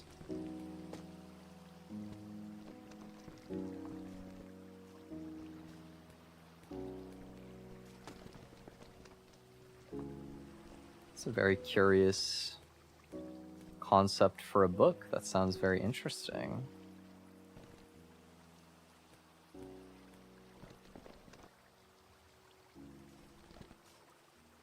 You know, I thought that I was the type of person that can't read books anymore, but I actually read a book this year. I read a book and I did it in one sitting. Shout out The Vegetarian. It was really morbid, but it was also a really good read. I'd like to read more books, truthfully. I think that there's kind of a nicety in the medium. I have to be in the right mood for it, truthfully. But when I am in the right mood for a book do hit in a way that, like, a video does not.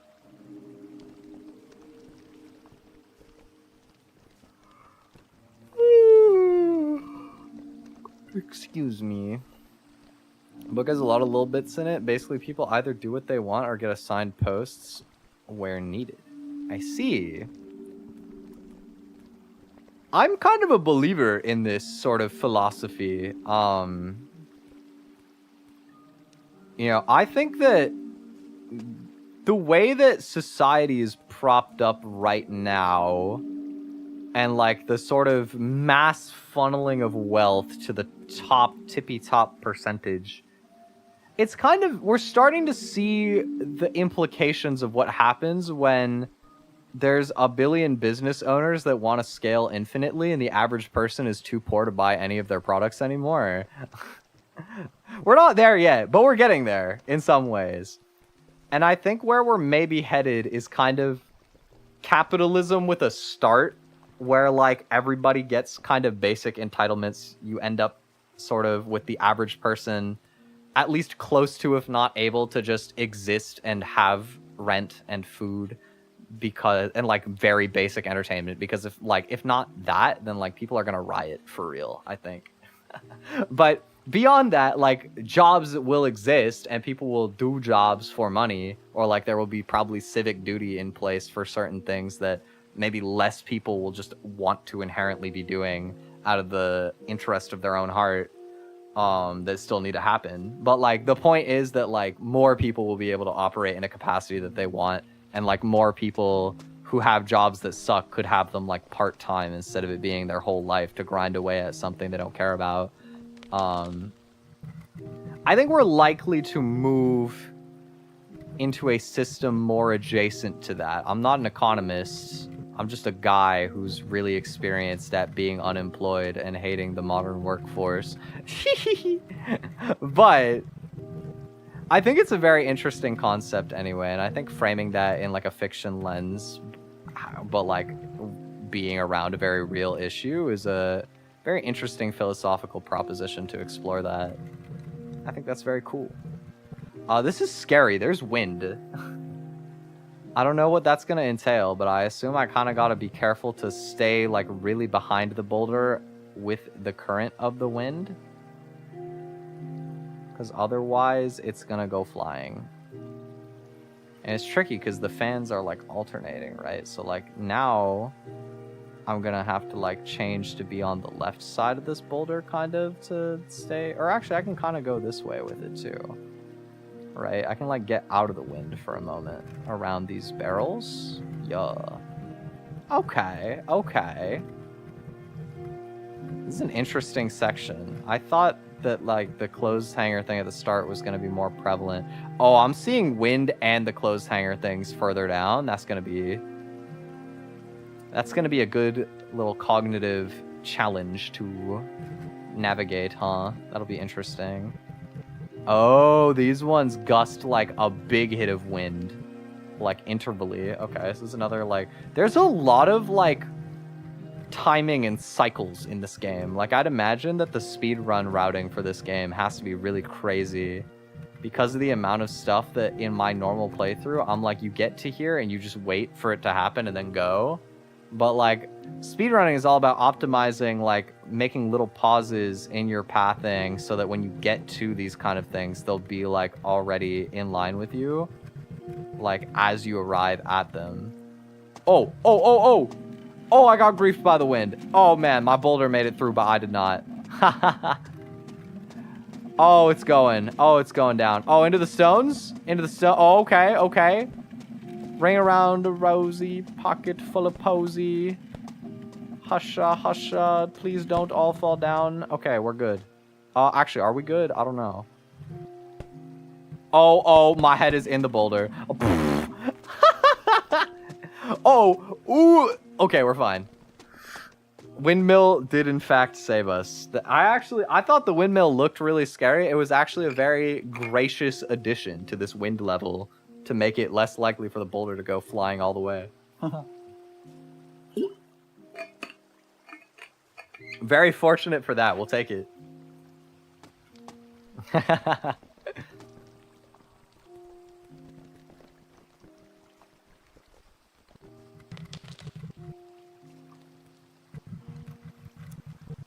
But yeah, I think a lot about like the finance sort of aspects of society and the kind of lack of self-expression that is encouraged. That's kind of sad just by how expensive it is to exist in modern society.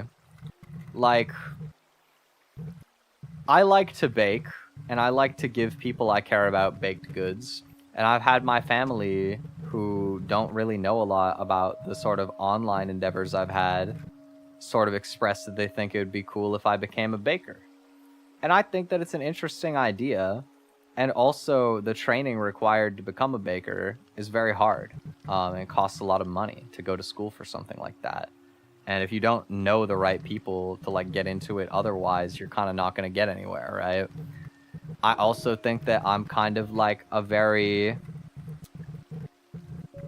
I'm very into psychology. A lot of my friends... I think I'm a fairly deep person. You know, I seem like a very silly person, and I think I am a deeply whimsical person at my core, but I also engage with a lot of very serious thoughts and ideas. And I love learning about psychology and neuroscience and stuff like that. And I've thought about being a therapist. You know, I think even recently I thought about like, you know, this audio stuff is personally fulfilling. It's cool. I like doing it. If streaming ever worked out fully, that would be really awesome too. What about if I looked into becoming a licensed therapist? Like, what would the road for that look like? And I recognized that it would put me years behind the curve. You know what I mean? And I'm fine with that. I also saw that I would probably have to go close to, if not over, $100,000 in debt if I wanted to do that. And it's like sad that that's the reality of having an interest that is built around wanting to help people like that. You know, I think a lot of my sort of like career prospective interests are very interesting, and very like oriented around helping others, and also sadly, you know, they're very difficult to make into a career without shouldering massive amounts of debt.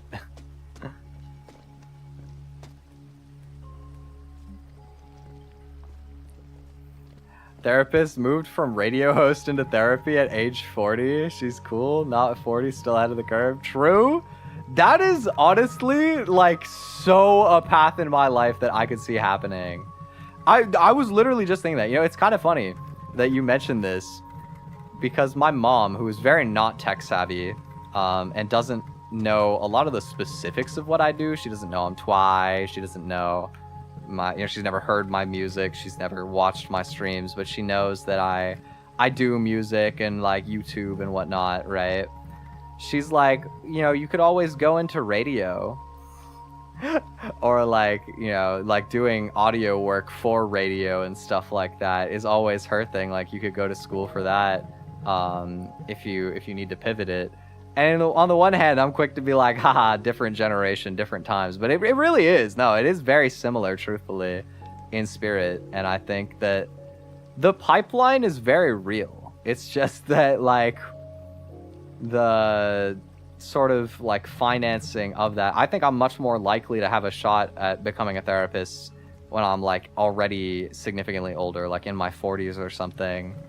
Because I'll have enough stability in my life that I can consider sort of taking a bit more of a large risk financially in going to school and like pursuing something like that. Whereas right now it's sort of like a very idealistic thing that is very personally interesting to me, and I love to learn about therapy and therapeutic techniques and modalities and neuroscience, and using that knowledge to help the people that I care about and to work on myself and whatnot. All these things are really wonderful, and also I'm a little bit too poor to do it in a professional capacity or to aspire for that at this like stage of my life, I suppose, which is very fine. I've made a lot of peace with the fact that that's how it be, you know. But I do yearn for a society where it doesn't have to be like that, you know. I think my generation's got it pretty bad. I think Gen Alpha's gonna have like the worst time ever in this economy. It's gonna be so awful for them. Godspeed, bro. And I'm also losing my boulder. Oh, this section is so hard, man. But anyway, I'm hopeful that there will be like a culture shift over the next like 10-20 years on a lot of this kind of stuff, and we'll see some like more humane perspectives rise to the top. I think there's a lot of culture shift happening right now towards more compassion for the average person, and maybe that's my own bias, because that's the kind of person that I am and the kind of voices that I like to fill my life with, to sort of keep that light turned on. But I have a lot of hope. I have a lot of hope for people. And I have a lot of hope for myself. I truthfully don't know what it'll be, but I'm hopeful that I'll find a way. I'll find a way through navigating life, and maybe one day I can go side quest becoming a therapist or something. That'd be really awesome.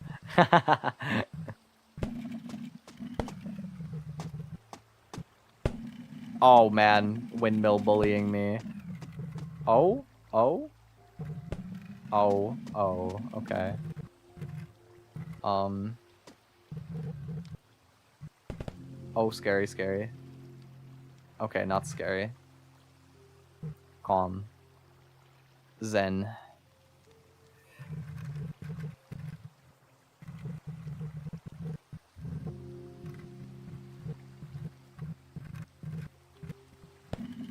Ah! Man, I was like so not messing up this windmill section earlier, but I'm like struggling with the depth perception of it now for real.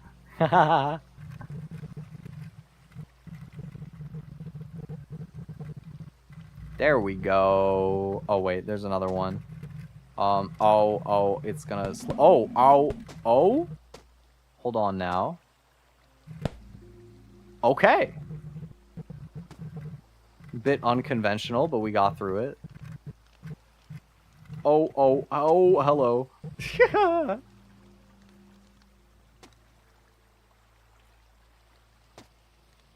Oh. Man, I never took physics in high school. My comprehension of wind is cooked.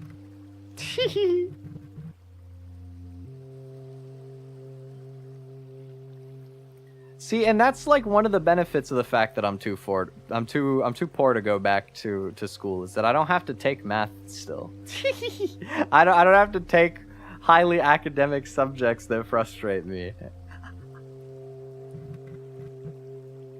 And it's like interesting because I have the competency for it, you know. I always was still like, I would get like 80s up until the point that I stopped going to school. Even like taking academics for like everything. But I did notice as I got older that like I started to have so much disdain for subjects that were not personally fulfilling to me, which eventually kind of became all of them that weren't art in some way. And also, I guess psychology. Now that I think back to it, I did like taking psych in grade 11. That was pretty dope. One of my favorite courses. I kind of liked English too. I didn't like English when we talked about like Shakespeare. Shakespeare wasn't really my cup of tea. But I was quite the fan of like all the other kind of literary analyses and like writing skills that came with doing English, which I feel is very in character for me. Okay. I think I like the idea of going right up to the wall for these like wind sections, because that way if the wind blows me, like I can get the boulder past in the wind cycle, but the problem is the wind is hitting me a little bit. But if the wind blows me, I shouldn't lose the boulder. Like I should still be able to stay behind the boulder.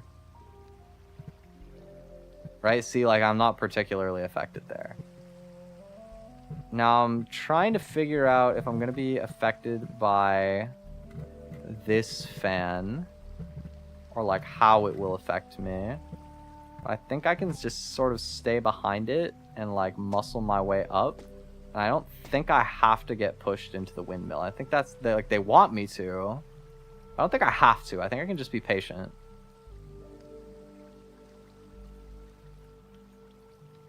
Man, the Minecraft music is so calming for this. That was a good choice by me. Okay. Okay, new PB. We're making it. We're making strides right now. We got more windmill.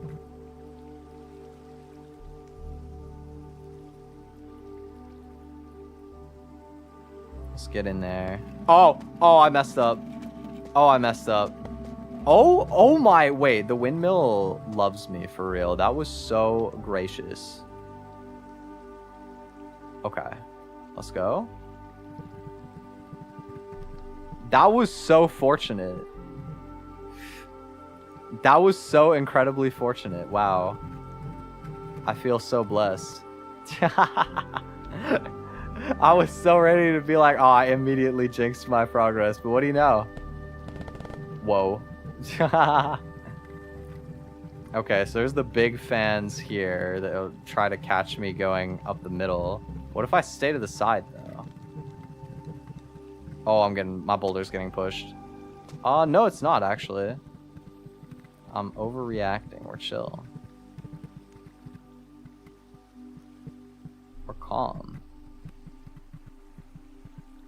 Man, I truly have no idea how long this game is. I don't know how far this this hill goes.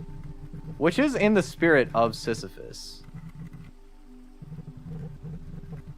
You know, the point is that you kind of push the boulder forever, and you don't really know if you're done. Because eventually you just drop it and, like, start back up.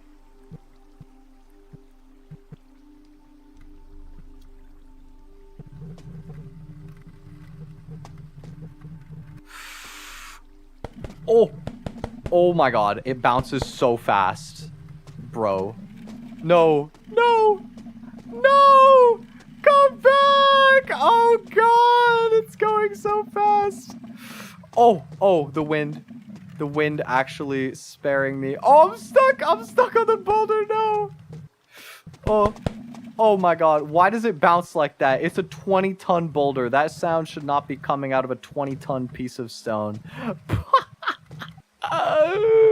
We're fine, we're fine, we're so fine. Dude, this section is so long. Oh my god. This section is, honest to god, so long. We've been on the winds. I can see the end, though. I can see the end. The stones are up there. We're so close.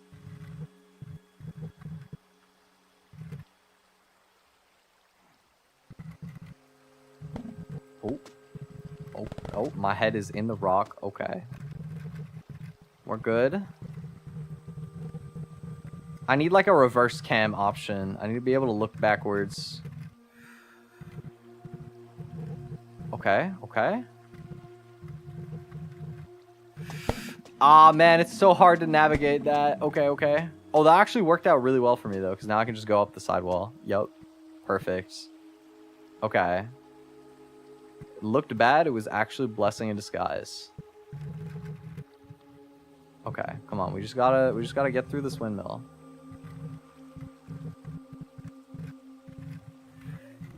Easy does it. Stay calm with it. Oh! Stay calm with it. Yup, yup. I'm so chill. I'm so unbelievably calm. I'm a monk mode. Monk mode. Yo, chill! No, my boulder! Come back! I miss you! Come back, please! No! Oh, wait. Stay, stay, stay. No. Yes. No. Yes. I don't know what's happening. Oh my god. Please, no, please, please, please, stop. No, it's so hard to stay behind. Oh, come back. No, we were so far.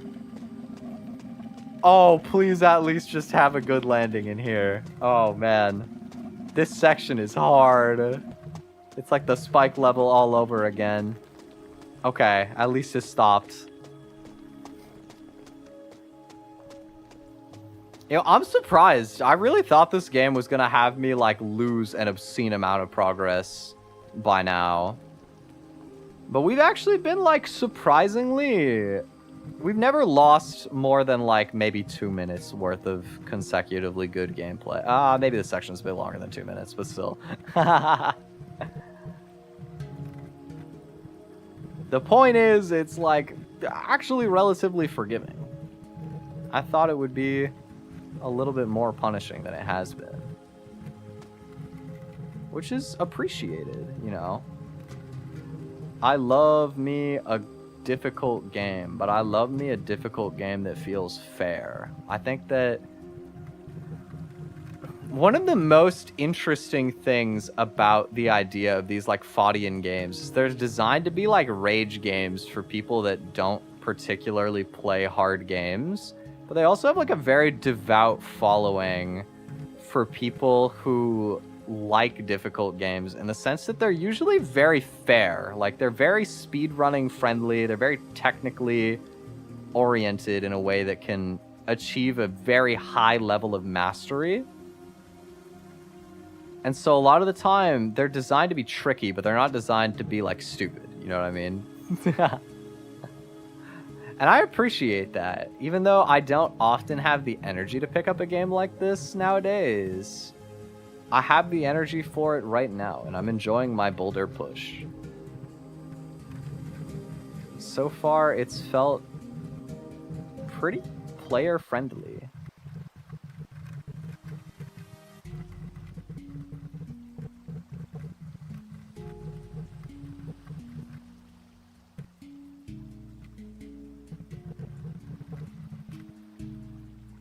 Also, the sound of the boulder just kind of sliding along the ground is a little bit satisfying for whatever reason.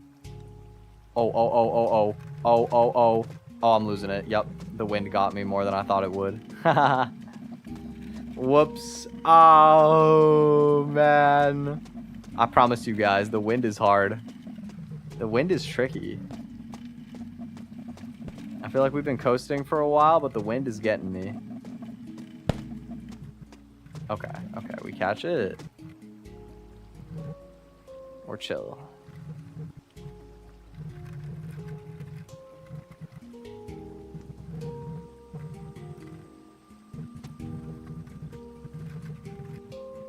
feel like I've been rattling off the dome for a while, which I'm pretty content to keep doing, but I'm also curious, since I haven't been around for a couple weeks, do you guys have anything you would like to hear me chat about as I push boulder uphill?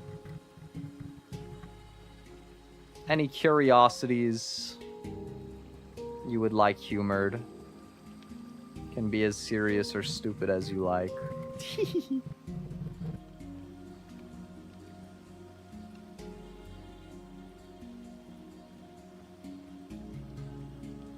I should also say I want to do a karaoke stream next week, so I gotta learn some summer songs for that. Well, I already know a lot of summer songs, so I want to do like an end of summer karaoke, and so I'm gonna like tailor my set list a little bit more to that. It'll be a very chill kind of karaoke. I think it'll be fun. Summer review, summer Twi review. I will get into that in a second. What have I been up to in the past week? I think I only really talked about it at like the very beginning of stream before most people were like in for real. Past week's been pretty busy for me in some ways. I guess like past 2 weeks I feel like contextualizes things a little bit better. I spent a lot of time doing a bunch of audio work. So I released my rumor cover, but there's also like several covers that are finished but not released yet, at least from an audio standpoint, that'll be coming out soon-ish, so please look forward to that. And also I did the mix for Nahi and 13's cover of Summertime Record, which you should totally check out. Super banger full and really beautiful project. The music video is gorgeous. There's so much like friend art in there. It's really sweet. You guys will love it. And it was my first time getting to do audio for a friend project, so that was wonderful. But anyway, I spent a lot of time doing that.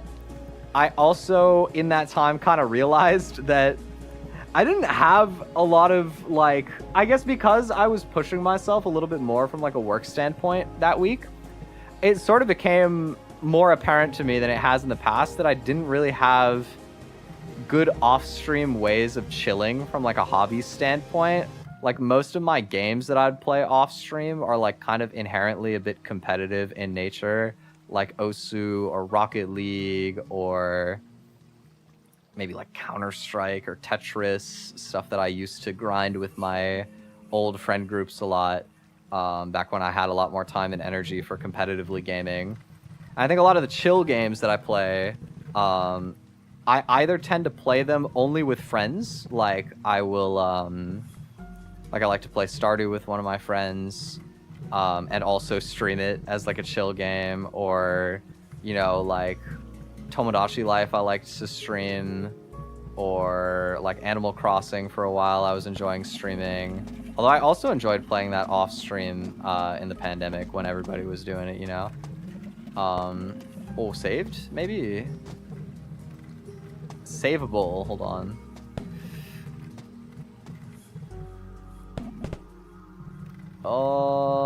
Maybe?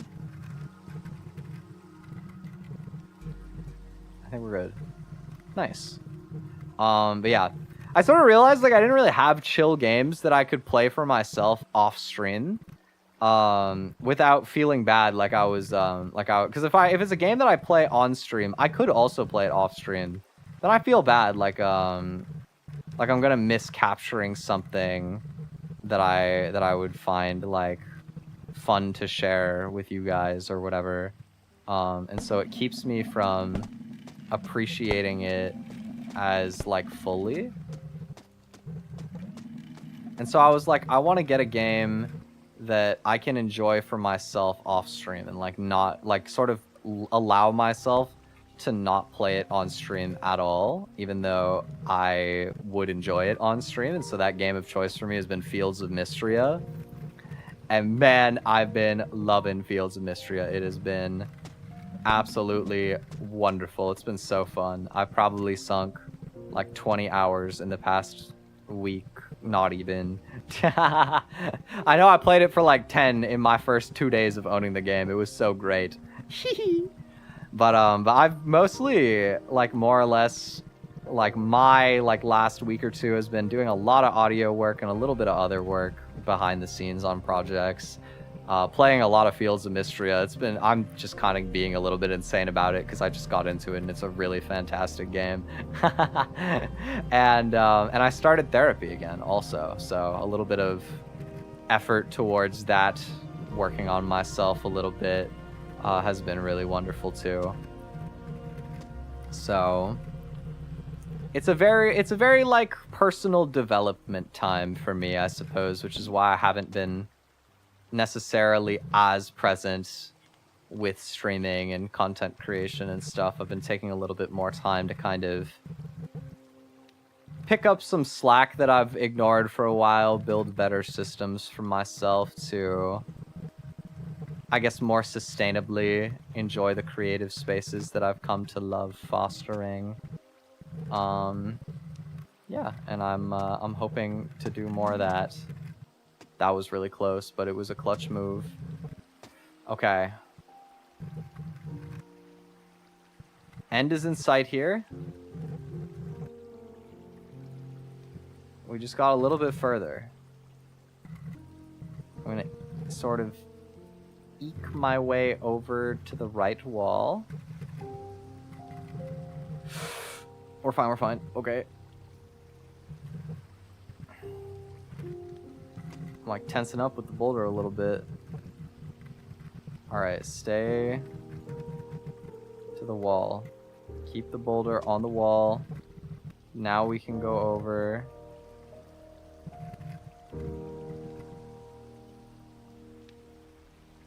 I'm just making sure I don't get hit by the wind. Oh my god, we did it, guys. We made it through the wind section. Let's go! Yippee! Okay, that was so hard. Oh my god. We were on that for a while. Wow. I think I spent more time on this level than combined getting there, maybe. Maybe not quite that much, but certainly close. That was a... Woo! Let me take a little water break.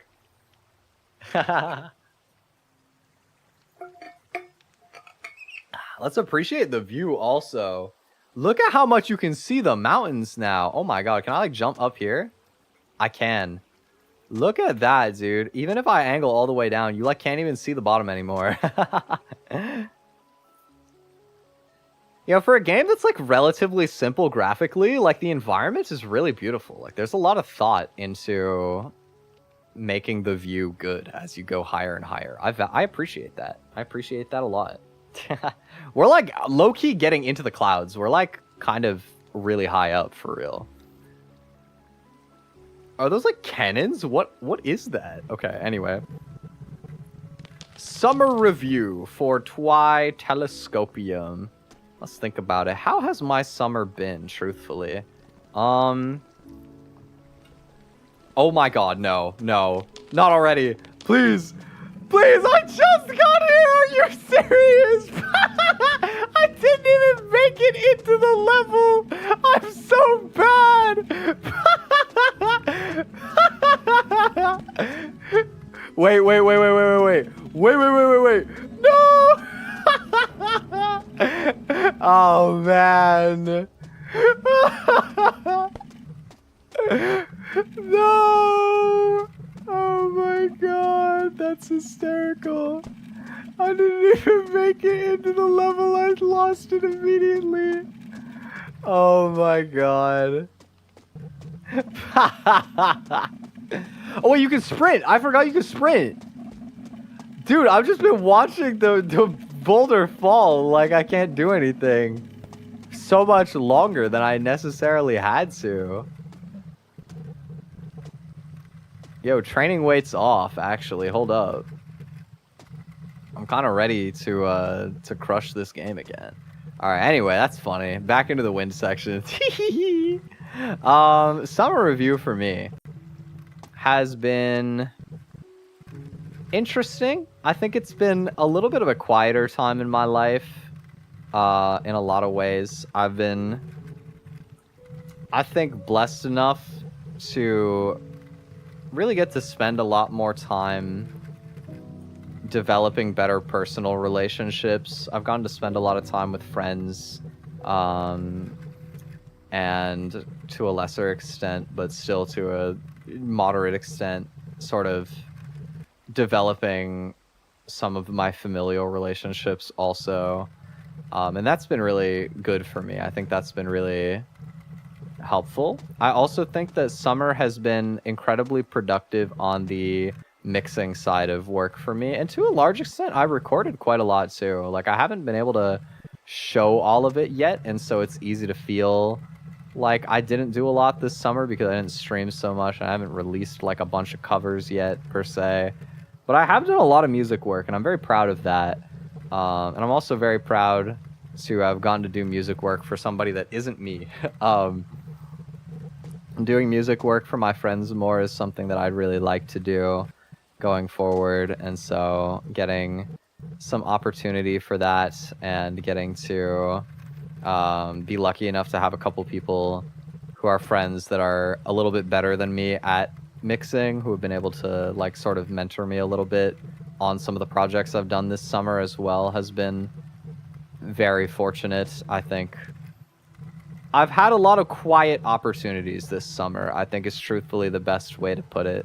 I've been enjoying time with friends. I've been trying to give a little bit more from myself, you know, be a little bit more conscientious about my own sort of decisions.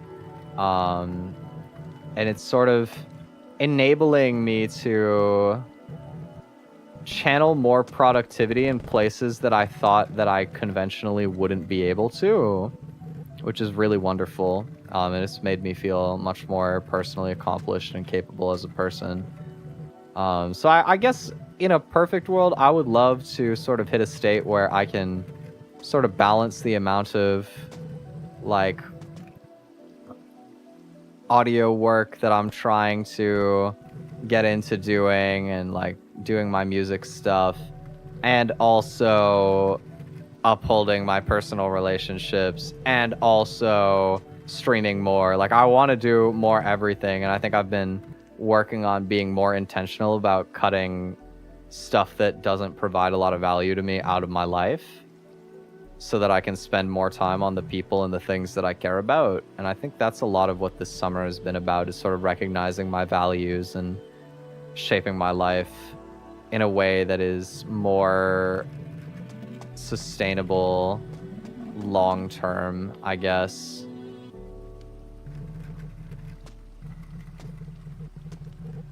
So it's not the most exciting answer for summer review unless you have a very mature lens about it, but it's been a very good season for me.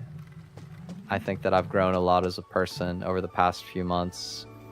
I think I'm setting the foundation to do a lot more growing as a person in coming time. I think I've also laid the groundworks for a lot of You know, I did a lot of like experimental projects this summer, which you're gonna see over the course of my next couple releases. I think that I'm happy with the work I did. I also think that it's not the kind of stuff I normally do, and it shows a little bit.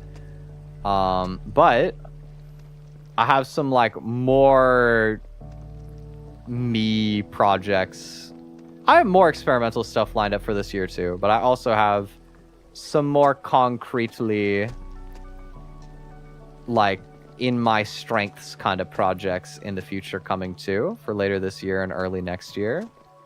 And I hope that you guys will look forward to following as I sort of creatively develop further. I hope you enjoy as I try doing music in a couple of sort of styles and genres that I maybe don't necessarily do as often, but I still like, and like round out my skill set more. Also, we just like flew through the wind section again as soon as I was like lamenting that we fell all the way down. I did feel like having done it once, I could do it again pretty reasonably. Like a lot of it was mental block, and I was pretty right about that. We got through it again very quickly. This one is interesting. I thought it was going to be a little bit easier than it has been. I mean, it actually is quite easy. It's very bumpy. Like, I have to be a little bit conscientious about the terrain, but it's pretty forgiving, right? Like, any time that the boulder is sort of, like, rolling amongst the mounds and it slips away from me, usually gives me time to reposition behind it, because, like, the little bit of air time, like, the little pop to the hills, makes it not fall backwards as quickly. And so I think this is probably another one of those kind of like easier sections, and the next section is probably going to be really hard. Man, there's like a huge mountain peak on the right there. I'm excited to look at that once we get out of this like little barricade of the walls. Like, I wonder if that's intentional. Why can't we look down right now? Off the sides. A curious question indeed. Peak mention? True. Isn't Peak like almost finished development as a game now? I think there was like another level or something added recently. But I'm a noob at Peak. I think even with friends, the furthest I've ever gone is like the third area. It was like some sort of cold area. I suck at Peak. It's a really cool game, and I am not very particularly good at it. It would be fun to be in a lobby with some people that are really good at Peak and just get carried sometime. Yo, this one's so Canada-full. There's like snowballs and like curling, kinda. Like, they're not curling rocks, but they're like curling rocks, like, if that makes sense.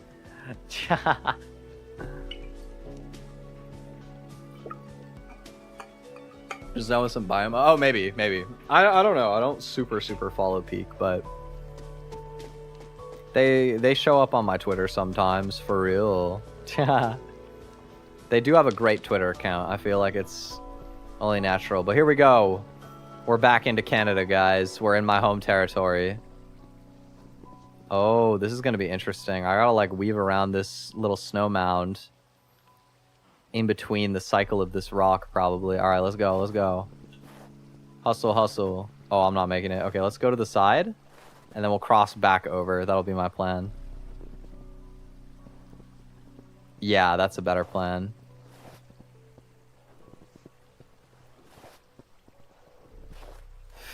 Oh.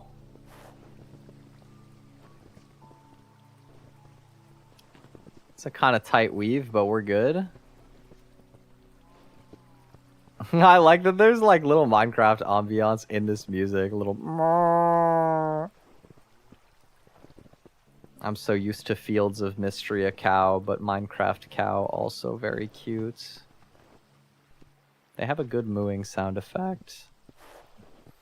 But the mooing sound effect in Fields of Mystery is so moe. It's so whimsical. There's like a moo. Like it goes like up really high. Moo.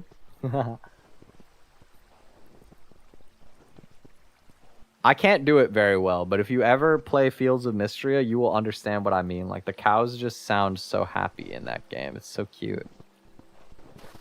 Okay. Let's try and get more down the middle here. But we can't get too down the middle because of this snowball. It's a very claustrophobic level. Lots of bobbing and weaving.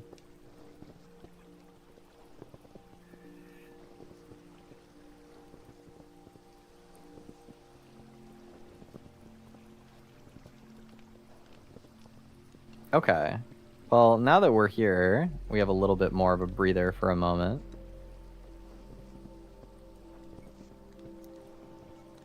That's interesting up there. Is that like ice or is it like glass? There's some sort of like big structure up there, which looks kind of cool. We're almost at... Oh, they're probably big ice blocks because I'm seeing the next checkpoint is pretty soon here.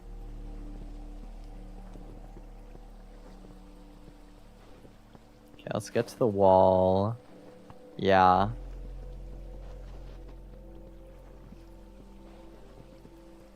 Okay, so we're gonna try and get more into the middle now. Yup. Let's wait for the snowballs to cycle again. And now we're gonna try and get back into the middle quickly. Yup.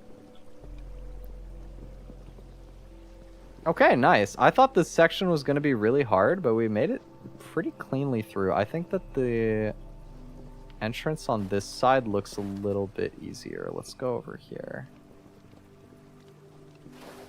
Whew, nice.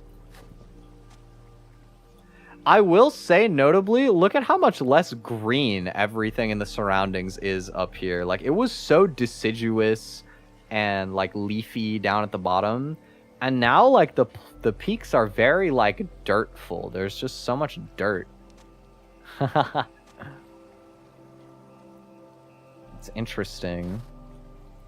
I suppose that is normal as you get high enough up that maybe grass can't live so easily. We are midway. Oh, my boulder.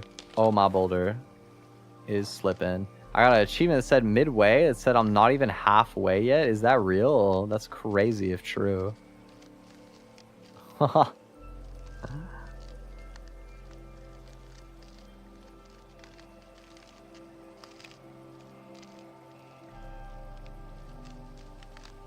Man, the speedrun of this game must be pretty long then, I feel.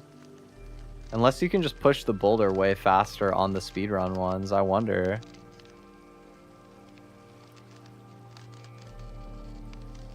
But like, we're already like in the clouds, bro. Like, what? Are we gonna like end the game at the pearly gates?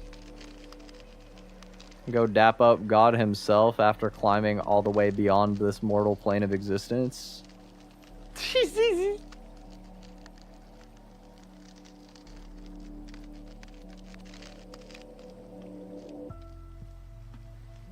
It's okay, these snow sections and ice sections, this is like so my home turf. My Canadian buff is so in full swing.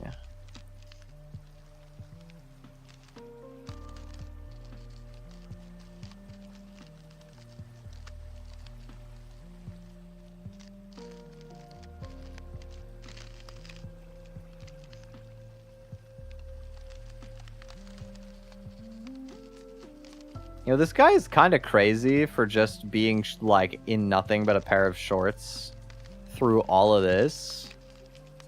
I feel like if you live in places that have a cold climate, you probably know a guy like this who just does not gaff about the weather and will just wear shorts in the middle of winter. And you probably also know a guy who's the opposite of this and will wear, like, a hoodie in the middle of summer because, like, they just like wearing a hoodie forever. Or like, I guess jacket can also fall into this category. I have times where I will wear a hoodie or a jacket when it is unreasonable, but it's certainly not my default modality. But there are people who are like that, you know?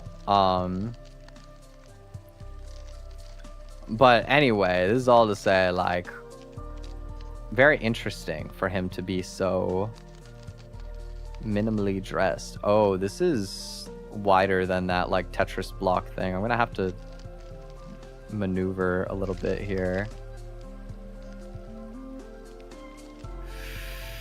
Okay, I got that. Nice. I got the horizontal movement. Just feel colder just looking at him, for real. That's a good thing though, it's summertime. It's too hot anyway. We're positively adjusting here. It has been a really hot summer. I don't know about you guys, but I feel like here it's been like exceptionally warm.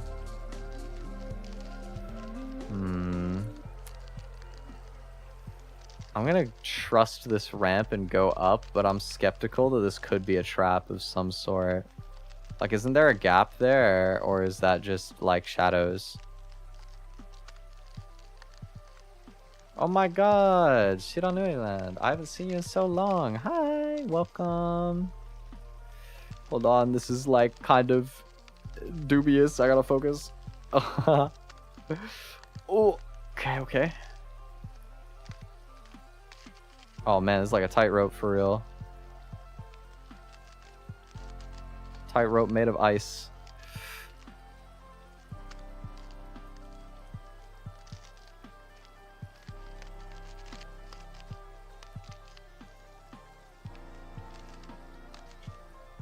No! Okay, we caught the boulder. It's fine. Hi, welcome.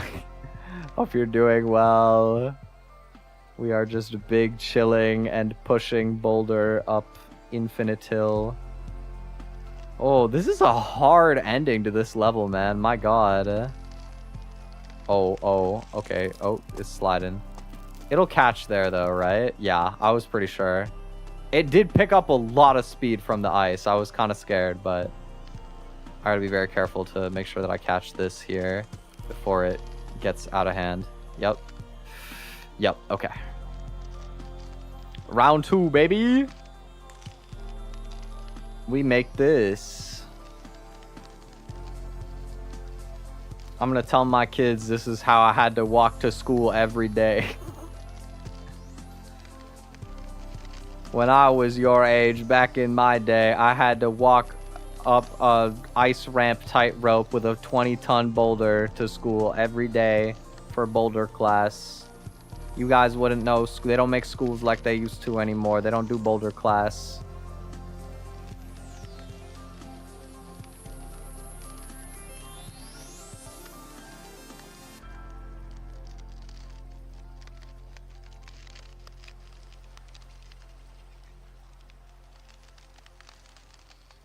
Let's go! Rah! We made it across. Yippee! Oh, nice. That was tricky, but we did it pretty quickly. Man, there's like such an interesting facet of this. Like, it's the view started so beautifully at the bottom. Somewhere along the middle, it was like really beautiful in a different way. And then it became like, well, it's kind of beautiful how much progress there is. But at some point, the view has kind of gotten worse to me. And I don't know if that's my own perception or what. But I do feel a gap in some ways, right? Like there's something I miss about the bottom now that I'm so high up. That's not to say that I want to fall. I don't. But that there's like a phase of questioning that comes with pushing the boulder this far. I think if you've ever done really difficult things in your life, which I think pretty much everybody has, you've probably hit this kind of point at some point where the view stops feeling as fulfilling as maybe you thought it would based on how the gains feel early on.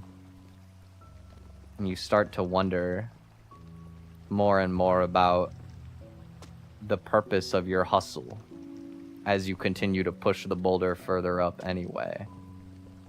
It's kind of an allegory for sunk cost fallacy in life.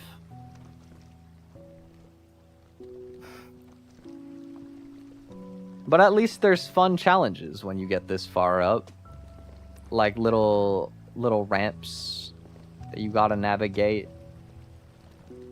Little man-made exercises to keep your brain sharp when you can't rely on nature so much anymore. Actually, is this one even necessary? Can't you just skip this?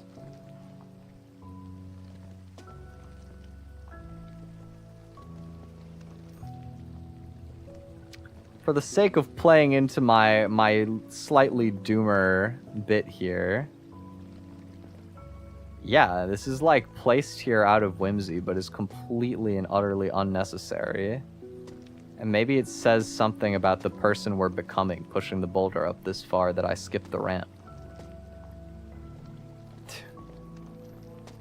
There's a lesson in that, you know what I mean? Like, somewhere on some level, even though the stakes weren't that high, the stakes feel that high because I'm so high.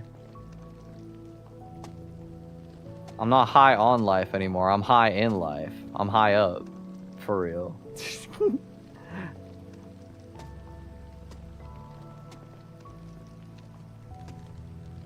There's like a part of me, from like an egotistical standpoint, that is starting to see the appeal of trying to win the game in one session. Or at least to push myself as far as I can.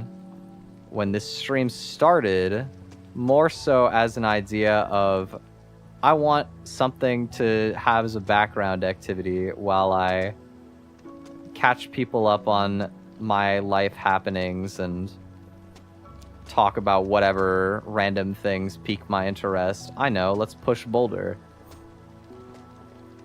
And somewhere along the way, I feel like I've been roped into the experience of the Game of Sisyphus.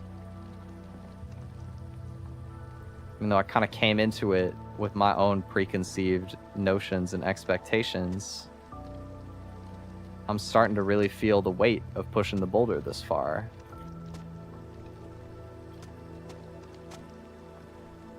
I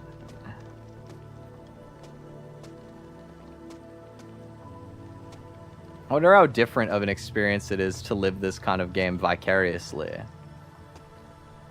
How do you feel as a viewer watching me push the boulder this high? Excited? Scared? Both? Indifferent? I'm kind of curious how many of you would be somewhat vicariously appreciating the adventure of like pushing the boulder higher and higher and seeing all the different places, and how many of you truly kind of don't care about the boulder. Like, it's interesting, but it's also not particularly important to you whether or not I drop the boulder. Thank God I'm not the one pushing the boulder. That's the experience. Not yet. Whoa. Oh, these are like geysers. I thought that those were like candles or like fire, but they're like little geysers in the ground. This is going to be a slow one to navigate again.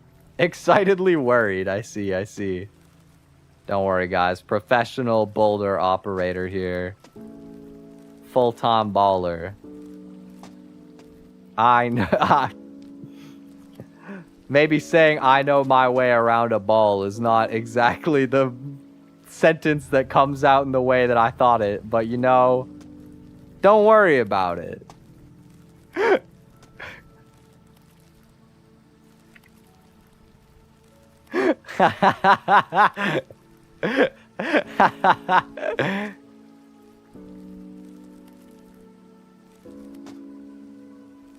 Okay, let's wait.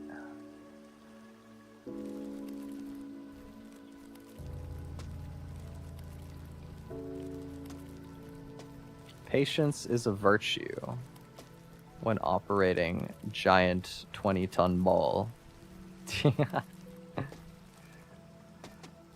I want to read chat, but I can't read chat because this level actually requires like a lot of focus. I gotta be a little bit more intentional. I will catch up with you guys when I make a mistake or when I don't. We'll see. Oh my, yo, this one is so long. Oh my god. Okay. Oh, holy airtime. Here we go. We haven't had the ball cam in a while. Oh, it's gone straight over. It's skipped past. Oh man, we're flying. Fireworks, here we go. Oh, it like rode the fencing there. Oh, there it goes. Okay, we're off the side. Out of bound 3 times. I got a home run achievement. Oh, maybe catch it? Oh, gracious. Okay, we don't have to do the ice level again. This one is long. But it's not hard, at least. If it were me, I'd go without the boulder if the game allows it. That's a great question, actually. I wonder what's stopping you from just walking to the top without the boulder. You could probably do that. And interestingly enough, I'm a little bit too egotistical to science it out. But, like, I guess you probably could, huh? You know, in a similar vein to that kind of idea, I've been interested in trying out Big Walk, which came out recently. It looks like the kind of game where I can't tell if it'll be like a really, really special experience that I'll like really thoroughly enjoy, or if it'll just be like a kind of fun one that I end up getting a little bit bored of and probably mildly regret buying. But I think that I'm like pretty optimistic from the bit that I've seen. I tried to keep myself pretty spoiler free, but I watched Nahi and 13 play it a bit because it was, you know, going into the Summertime Record premiere. And also I love watching Nahi. You guys, I didn't mention this as well, but part of the reason I've been around a little less is because my Oshi back to streaming, so like I gotta watch those for real. But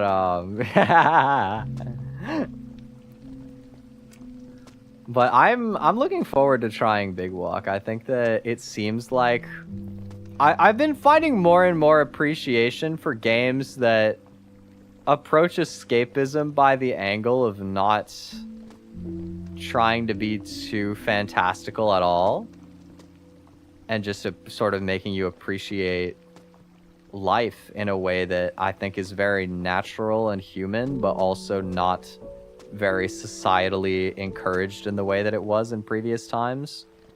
You know, like, I saw a comment the other day that was really interesting about Big Walk, which for anybody who doesn't know, Big Walk is like a new kind of friend game where you just kind of like, I think it's been compared to like, is it called like bushwalking in Australia? I don't know. You just kind of walk around in wilderness and there's like little puzzles to do with your friends that mostly are communication based, but there's not like a super clear directive to the game. You kind of just walk around outside and explore with your friends, which is great.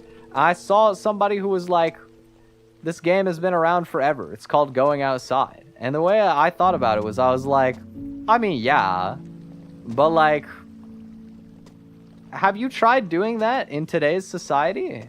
Like, yeah, you can go for a walk, and you can go for a walk with friends. But getting friends to go out into nature and just explore like nothing matters and not talk about life in like the more societal normative sense, but more so just being like that present with each other in the way that playing a game sort of gets you to be.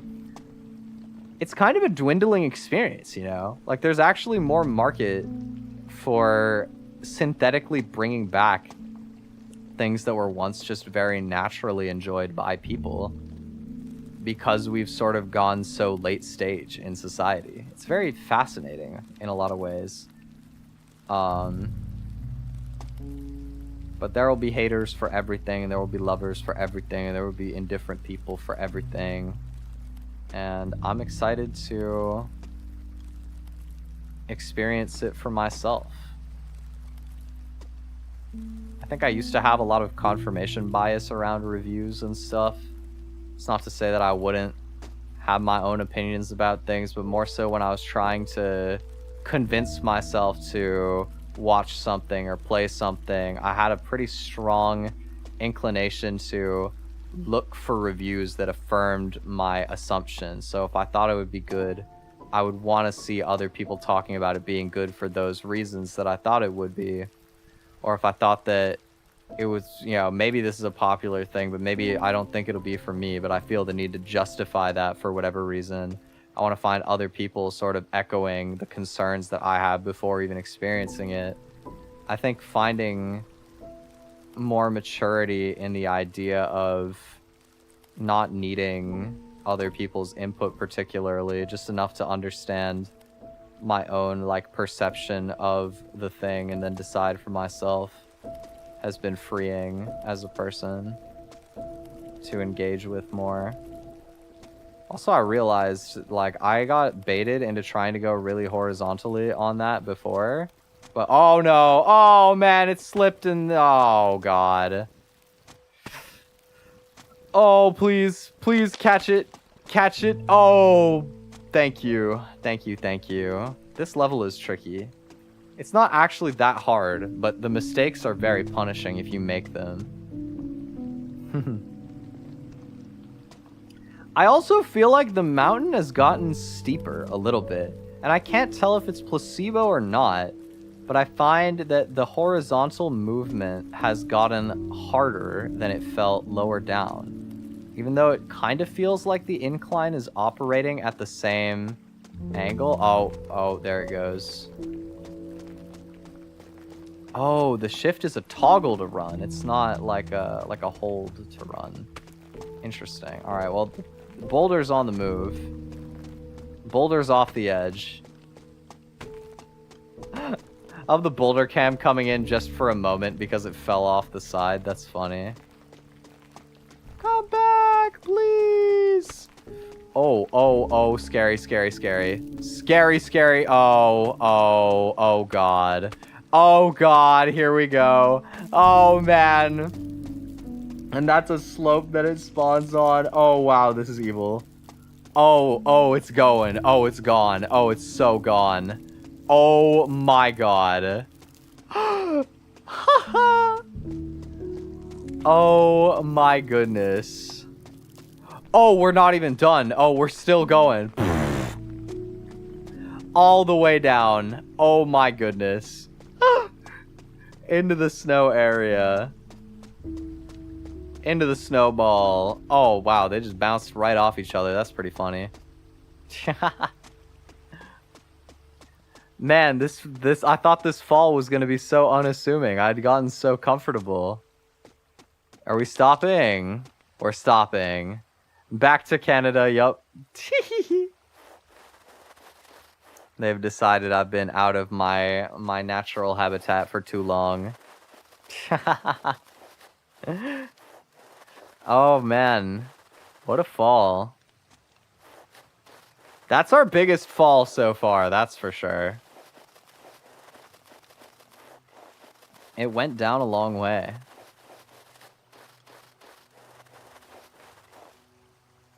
Honestly, I'm kind of grateful for that because I think that I'm maybe a little bit tired anyway. I'm probably a little bit ready to be done pushing the boulder, but I don't know that I would have been able to accept that if I hadn't, like if I was still progressing, but I think having made backwards progress, I'm maybe more content to be done for now.